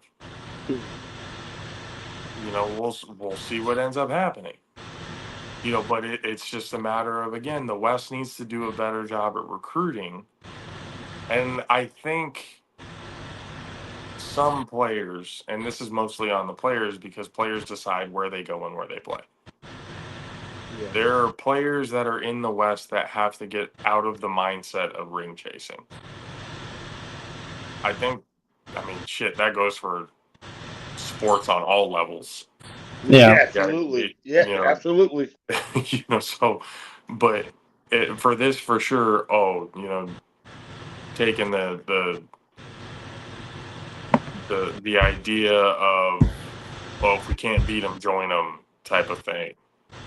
I want to get a ring, so I'm going to go play for the Insomniacs, even if that means that I'm not going to see the field at all. Like that to me is just kind of like you're not doing the. And again, it goes back to that conversation I had with Munchie on the show. It's like, is it their fault? No, it's not their fault that the players want to come play for them and everything.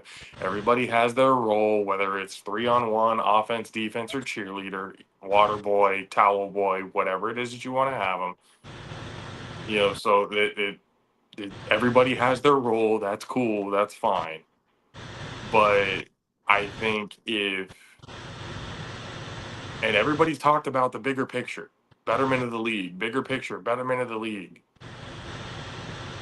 The betterment of the league and the bigger picture is for you to make other teams competitive as well. Yep. Why have a LeBron mindset when you can have the Jordan mindset? And what I mean by that is, why be LeBron to where like, oh, I'm not winning here, so I'm going to go to another team and then recruit a bunch of players and have a full, somewhere else. When you Yeah. can be Jordan said, I don't give a shit. I'm going to build and I'm going to beat you motherfuckers. Absolutely. So that's I give a lot of credit to guys like Savion Cunningham, who he could have been an Insomniac 2 years ago, but he's on the stealth. He was doing OTT. He was Mm-hmm. he's on another team. He wants to beat them himself. Same with Jaden Webb. Jaden Webb, guys that you can build good teams, or the stealth are on their way. I believe that. I believe The that. stealth, I the believe stealth, that. the stealth are getting real close to. I mean, we're not talking about Insomniacs level yet, but they're competing. If they continue to build what they have, keep around the core guys that they do have. And by God damn it, utilize Jaleel Hornby, please. I'm You sorry. got I'm Hornbeak, you a got fan of the young Webb, man. you got Cunningham, you've got all these guys here that you got The the Ramsey family. you got the Ramsey brothers on there. Like, you've got a good core of guys on that team that you can really build around. Yeah. So do that. Stick with it. They've had a good core of guys. They've got a good offensive line. They've got, if they can keep, a consistent quarterback. They Yeah. had, JG was a pretty good one for them until, he had to leave, or Stone King was a good one for him until he had to leave as well. They can get a decent quarterback, keep that offensive line, get a good running game, a couple of decent receivers, and you got Palmer, who's playing fucking Iron Man football for him. Absolutely. If he doesn't have to do that the entire time, you're looking pretty good. Yeah. Sickwood's got a good core group of guys too. Now the Hunters, they're probably done after this year, in all seriousness. Their fucking coach left middle of the year. That's never a good sign for any team ever. They could find somebody to come in. They could probably get somebody to come in. They got Mason. I can't even say his last name. They got Mason to come in, former player, to now do the coaching. Ooh. So it's like the gold folded. Well, they took a year off. They're supposed to come back next year. That's what that was. Yeah, they've taken a year off the 5 years that they've been in the league. They haven't really. The Gold has been one of those teams that they've been consistently the punching bag. They lose players every goddamn year in the middle of the year because everybody is so tired of getting their asses kicked that they just leave. Coaching has been a complete fucking rotating door. So I don't see the Gold coming back next year. I don't see the Hunters coming back next year. Now, you've got 3 teams. You can maybe get a 4th in there. Maybe, depending on where, who it is that wants to take the reins and, all that other kind of stuff. But I think right now what Vegas should do is focus on the 3 that they have and really build those core squads. You're going to rebuild with the Insomniacs next year. Yeah. You're going to continue to build with the Sickwood, continue to build with the Stealth. keep those 3 core teams at least for the next 2 to 3 years Mhm. and build those squads to be competitors. And then if you want to expand or whatever, get another team in there or whatever. But it's so diluted there. The talent is spread so thin, you can't really afford to have a 4th or 5th team. They're not going to be competitive. It's just going to be ass whooping after ass whooping after ass whooping. Like, it's not fun football to watch. Like, it's really not. So keep your core 3. Right. If you need to get a 4th to have your 4 pillars, then go ahead and do your 4 pillars. But I think right now the 3 is good to be able to compete. And then, the East is down to like 4 or 5 teams now. 6. 6 teams. They may be down to 5 come next year. With how talks are now. Lexington had a great year. I think they're running back too. Keno Thomas was playing his fucking ass off this year. Who should be an MVP candidate this year? Absolutely. You got a first-year team that came in here and you made the playoffs and you won your first game. And you beat the Patterson U. You beat the Patterson U. It's probably the biggest upset of the year, if not the entirety of the league's history. And if you'd have played the first half like you did against BIC, you probably would have beat BIC too, because that was a good, entertaining first half, and just like against the Animals as well. So it's like they've got something to build on there in Kentucky. Now that they stay in Lexington? I don't know. I don't know what the market is like there in Kentucky. I know it's one of the poorest states in the country, so I don't know how, I don't know if Lexington or Kentucky can be a viable market for A7FL football. So with the Heathens, I don't even know if the Heathens will be in there next year. Tough, physical team, Captain America, the whole thing, but Captain America has other duties. Rugby player, yeah. He's got other things that he's got to do. They've rotated quarterbacks this entire year. So it's can the Heathens stick around? I would hope so. They have a pretty good squad that, even though their record is what it is and the scores and stuff like that end up what they are, nobody has really bad shit to say about the Heathens. Yes, Will Franklin, we're serious. Yes, Will Franklin. You're up too, so I don't even want to hear it. Yeah, it's what 4:00 over there. So it is 4:18 in the morning Eastern Standard Time. Yes. And why are you still up, Will Franklin? Actually, I don't want to know why you're still up. Or he's just waking up to go to work or some shit. I don't know. No.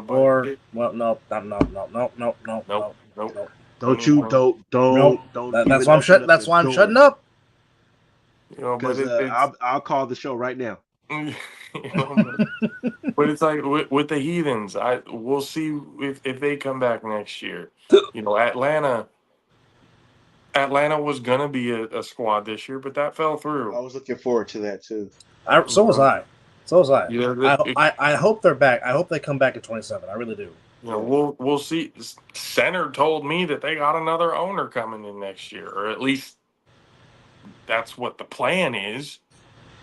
Now, how that falls through, and he said we were supposed to talk to him in April. It's May. So we'll see. We'll see if that even happens. So it's like you have 6 teams in the East right now. We don't know about 2 of them. We can guarantee the BIC will be back. We can guarantee the U. We can guarantee the Animals. We can guarantee the Renegades. I can't guarantee the Heathens. Even though the Phantoms did great this year, I can't even guarantee them. I don't know. I don't know much about their ownership group or anything like that. I think with Anthony Tolliver, I think the Phantoms will be back.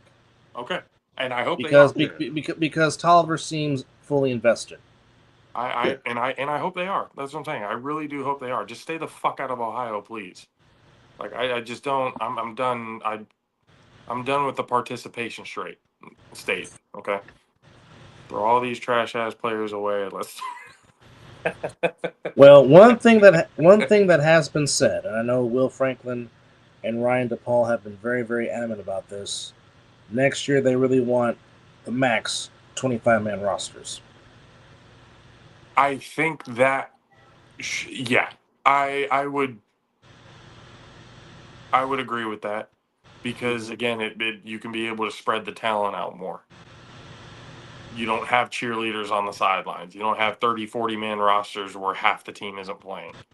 20, 25 man rosters max. I could agree with that. I'm with that. Yep, same. I would definitely agree with that. You get your strongest, guys and stuff. That would even make it more competitive out here in the West. I know that's for damn sure. Yeah. So I know the Vegas division would definitely get a little bit better if it was a max 25 man squad. So doing that there in the East, why not? 25 man squad, hell yeah. Max that. Yeah, that means the other teams are going to be better. That means the teams, yeah, you may not have made the cut. That doesn't mean you're not any good.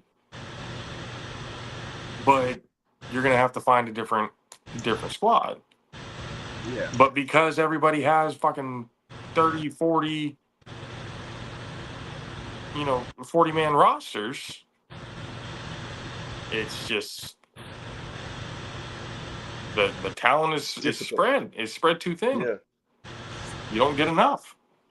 You don't get enough Super good guys teams. out in the other players. Yeah. I mean, the super team thing is just, That's why I put the quotes up. That's why I did it. yeah, it's one of those like our teams the last 5 to 6 years have been putting together, especially with and with the development of the West. Yeah, you were gonna get guys that were on a super, especially out here in the West. They were gonna have the best chance of them beating a team out in the East is if they stacked one team. So the Insomniacs basically got all the best guys in fucking Vegas. We're gonna practice game everybody else during the Western Division and then come and play, the Eastern guys. So it's East Championship at 4, West Championship at 7. Ooh, I'll be off work. Cool. Be able to watch both of them. Well, Yep. wait, 1 p.m. Enjoy. PST. Well, I don't Yeah, know. Well, that's the thing, though. Are we watching Mortal Kombat Sunday, or what are we? I have no idea. We'll figure it out. Excellent. I'm Flawless excited for tomorrow, victory. but yeah, if we gotta wait for Sunday, I'm down with that too. But yeah, man, it's if it goes because there's solutions to every problem. There's no impossibility to every problem. Anything that people can say is impossible has always been made possible somehow, shape, or form. It's just a matter of getting it done. Finding the right minds, the right people to delegate it to, and get it done the right way. And the solution to a lot of these problems are, especially travel problems, you continue putting that 10K in for your travel, minimum for the championship game. You continue to do that, the player fee. Now, if you up it to 150, that doesn't hurt. Players are going to play. I don't give a shit what any of it. And 150 is a lot cheaper than the semi-pro ball that motherfuckers pay for anyway.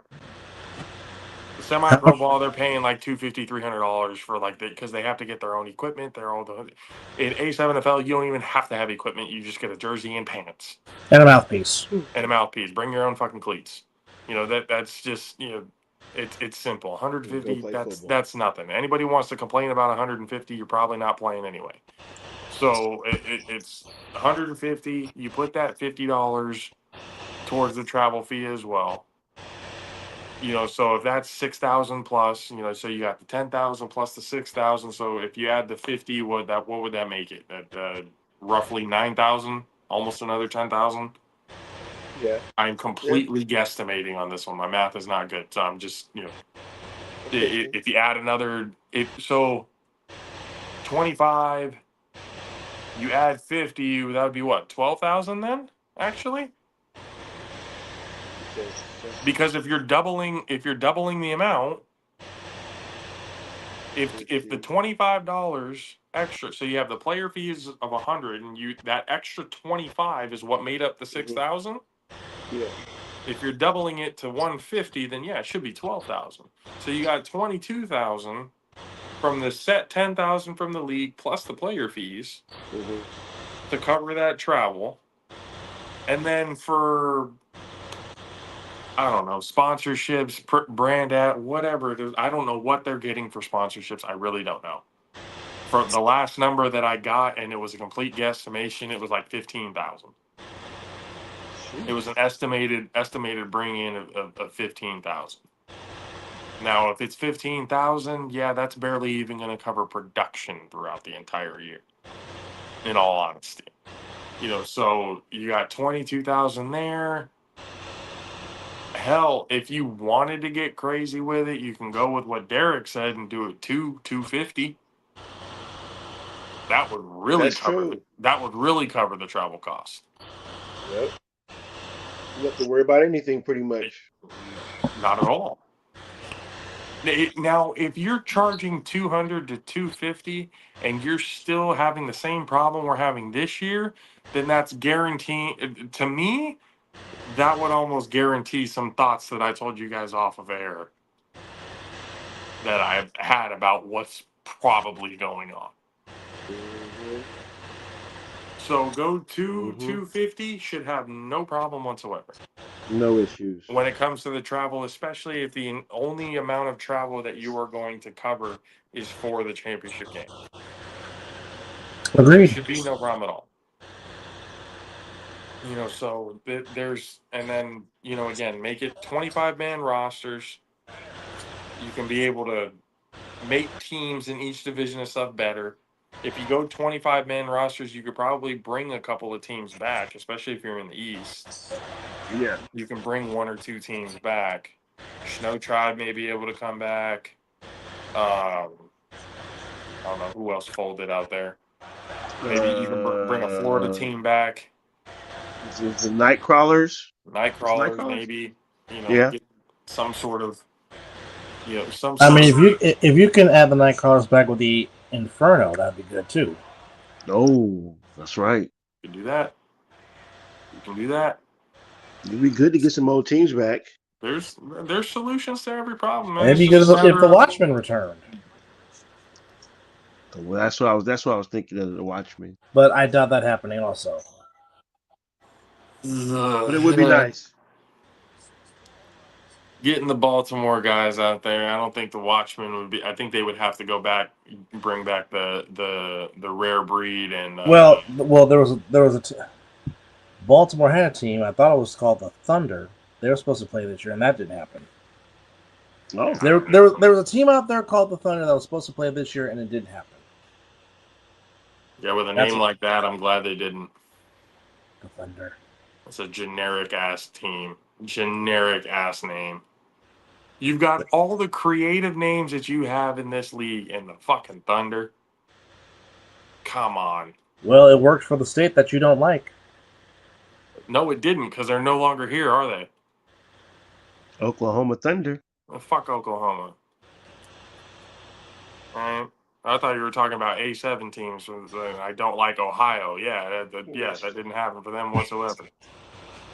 But That's funny. But Oklahoma. Yeah, they're ruining basketball. So fuck them. Like that. No, they beat the Lakers, so they did a good job for me. So well, I mean, beating the Lakers with the referee helped too. Like that. That's. I'm still picking the San Antonio Fundamentals to win it all. Yes, the Spurs will win. God, I hope so, because fuck OKC so bad. So much. But SGA is going to get 25 free throws a fucking game. Per usual. Not even going to get touched. And Wardell can't get a foul call. Nope. Not at all. Not even LeBron can get a foul call this series. That's how you know how egregious it is. Well, too much crying. You mean You're he right. wasn't? SGA's doing a whole lot of crying. You mean he was not practicing what he learned at the Vlade Divac School of Flopping? Hey, to be honest with you, OKC's probably been watching a lot of LeBron tape. That's where they got it from. Mm-hmm. Shit, even Chet Holmgren is like, dude, as big as you are, as tall as you are, come on, bro. Like, you really, you didn't even get touched, and you're gonna flop and cry? Come on, dude. Oh yeah, that's SGA's facial expressions need to just again, anybody wearing an Oklahoma jersey, just God, I fucking hate you all. Anybody in that state, there's reasons for it. There's historical reasons why I hate that state. It's not even just sports reasons. It's historical reasons. Oh yeah, Black Wall Street. It's like there's so many reasons why the state doesn't deserve to succeed. Just, like Oklahoma and Ohio just don't deserve to succeed. Ohio, you created the participation trophy. That's why you've got shit teams. You've got the Browns to mimic what comes out of everybody on this planet's ass. You got the Bengals, who were basically an extension of the fucking Browns, created by the same owner. So yeah, you're an extension of that team. Your facilities suck. Your coaching is sucked. You've never been good when it comes to the football field. Your playoff and Super Bowl days are over. Joe Burrow is going to be another fucking Andrew Luck. He already is. While he's wearing that goddamn uniform, he will never be. He's never going to be any good. So yeah, again, Cincinnati, Cleveland, hell, even the Cleveland Indians. God, I'm glad the Chicago Cubs won. Like I'm over the state. I'm just absolutely over it. So, folks, as it stands, this upcoming Sunday, the 17th of May, 4 p.m. Eastern, 1 p.m. Pacific, we will have the Eastern Conference Championship rematch between the Patterson U and the Silk City Animals. Then out on the West, 4 p.m. Pacific, 7 Eastern, we will have Sick-Wit-It and the Insomniacs once again.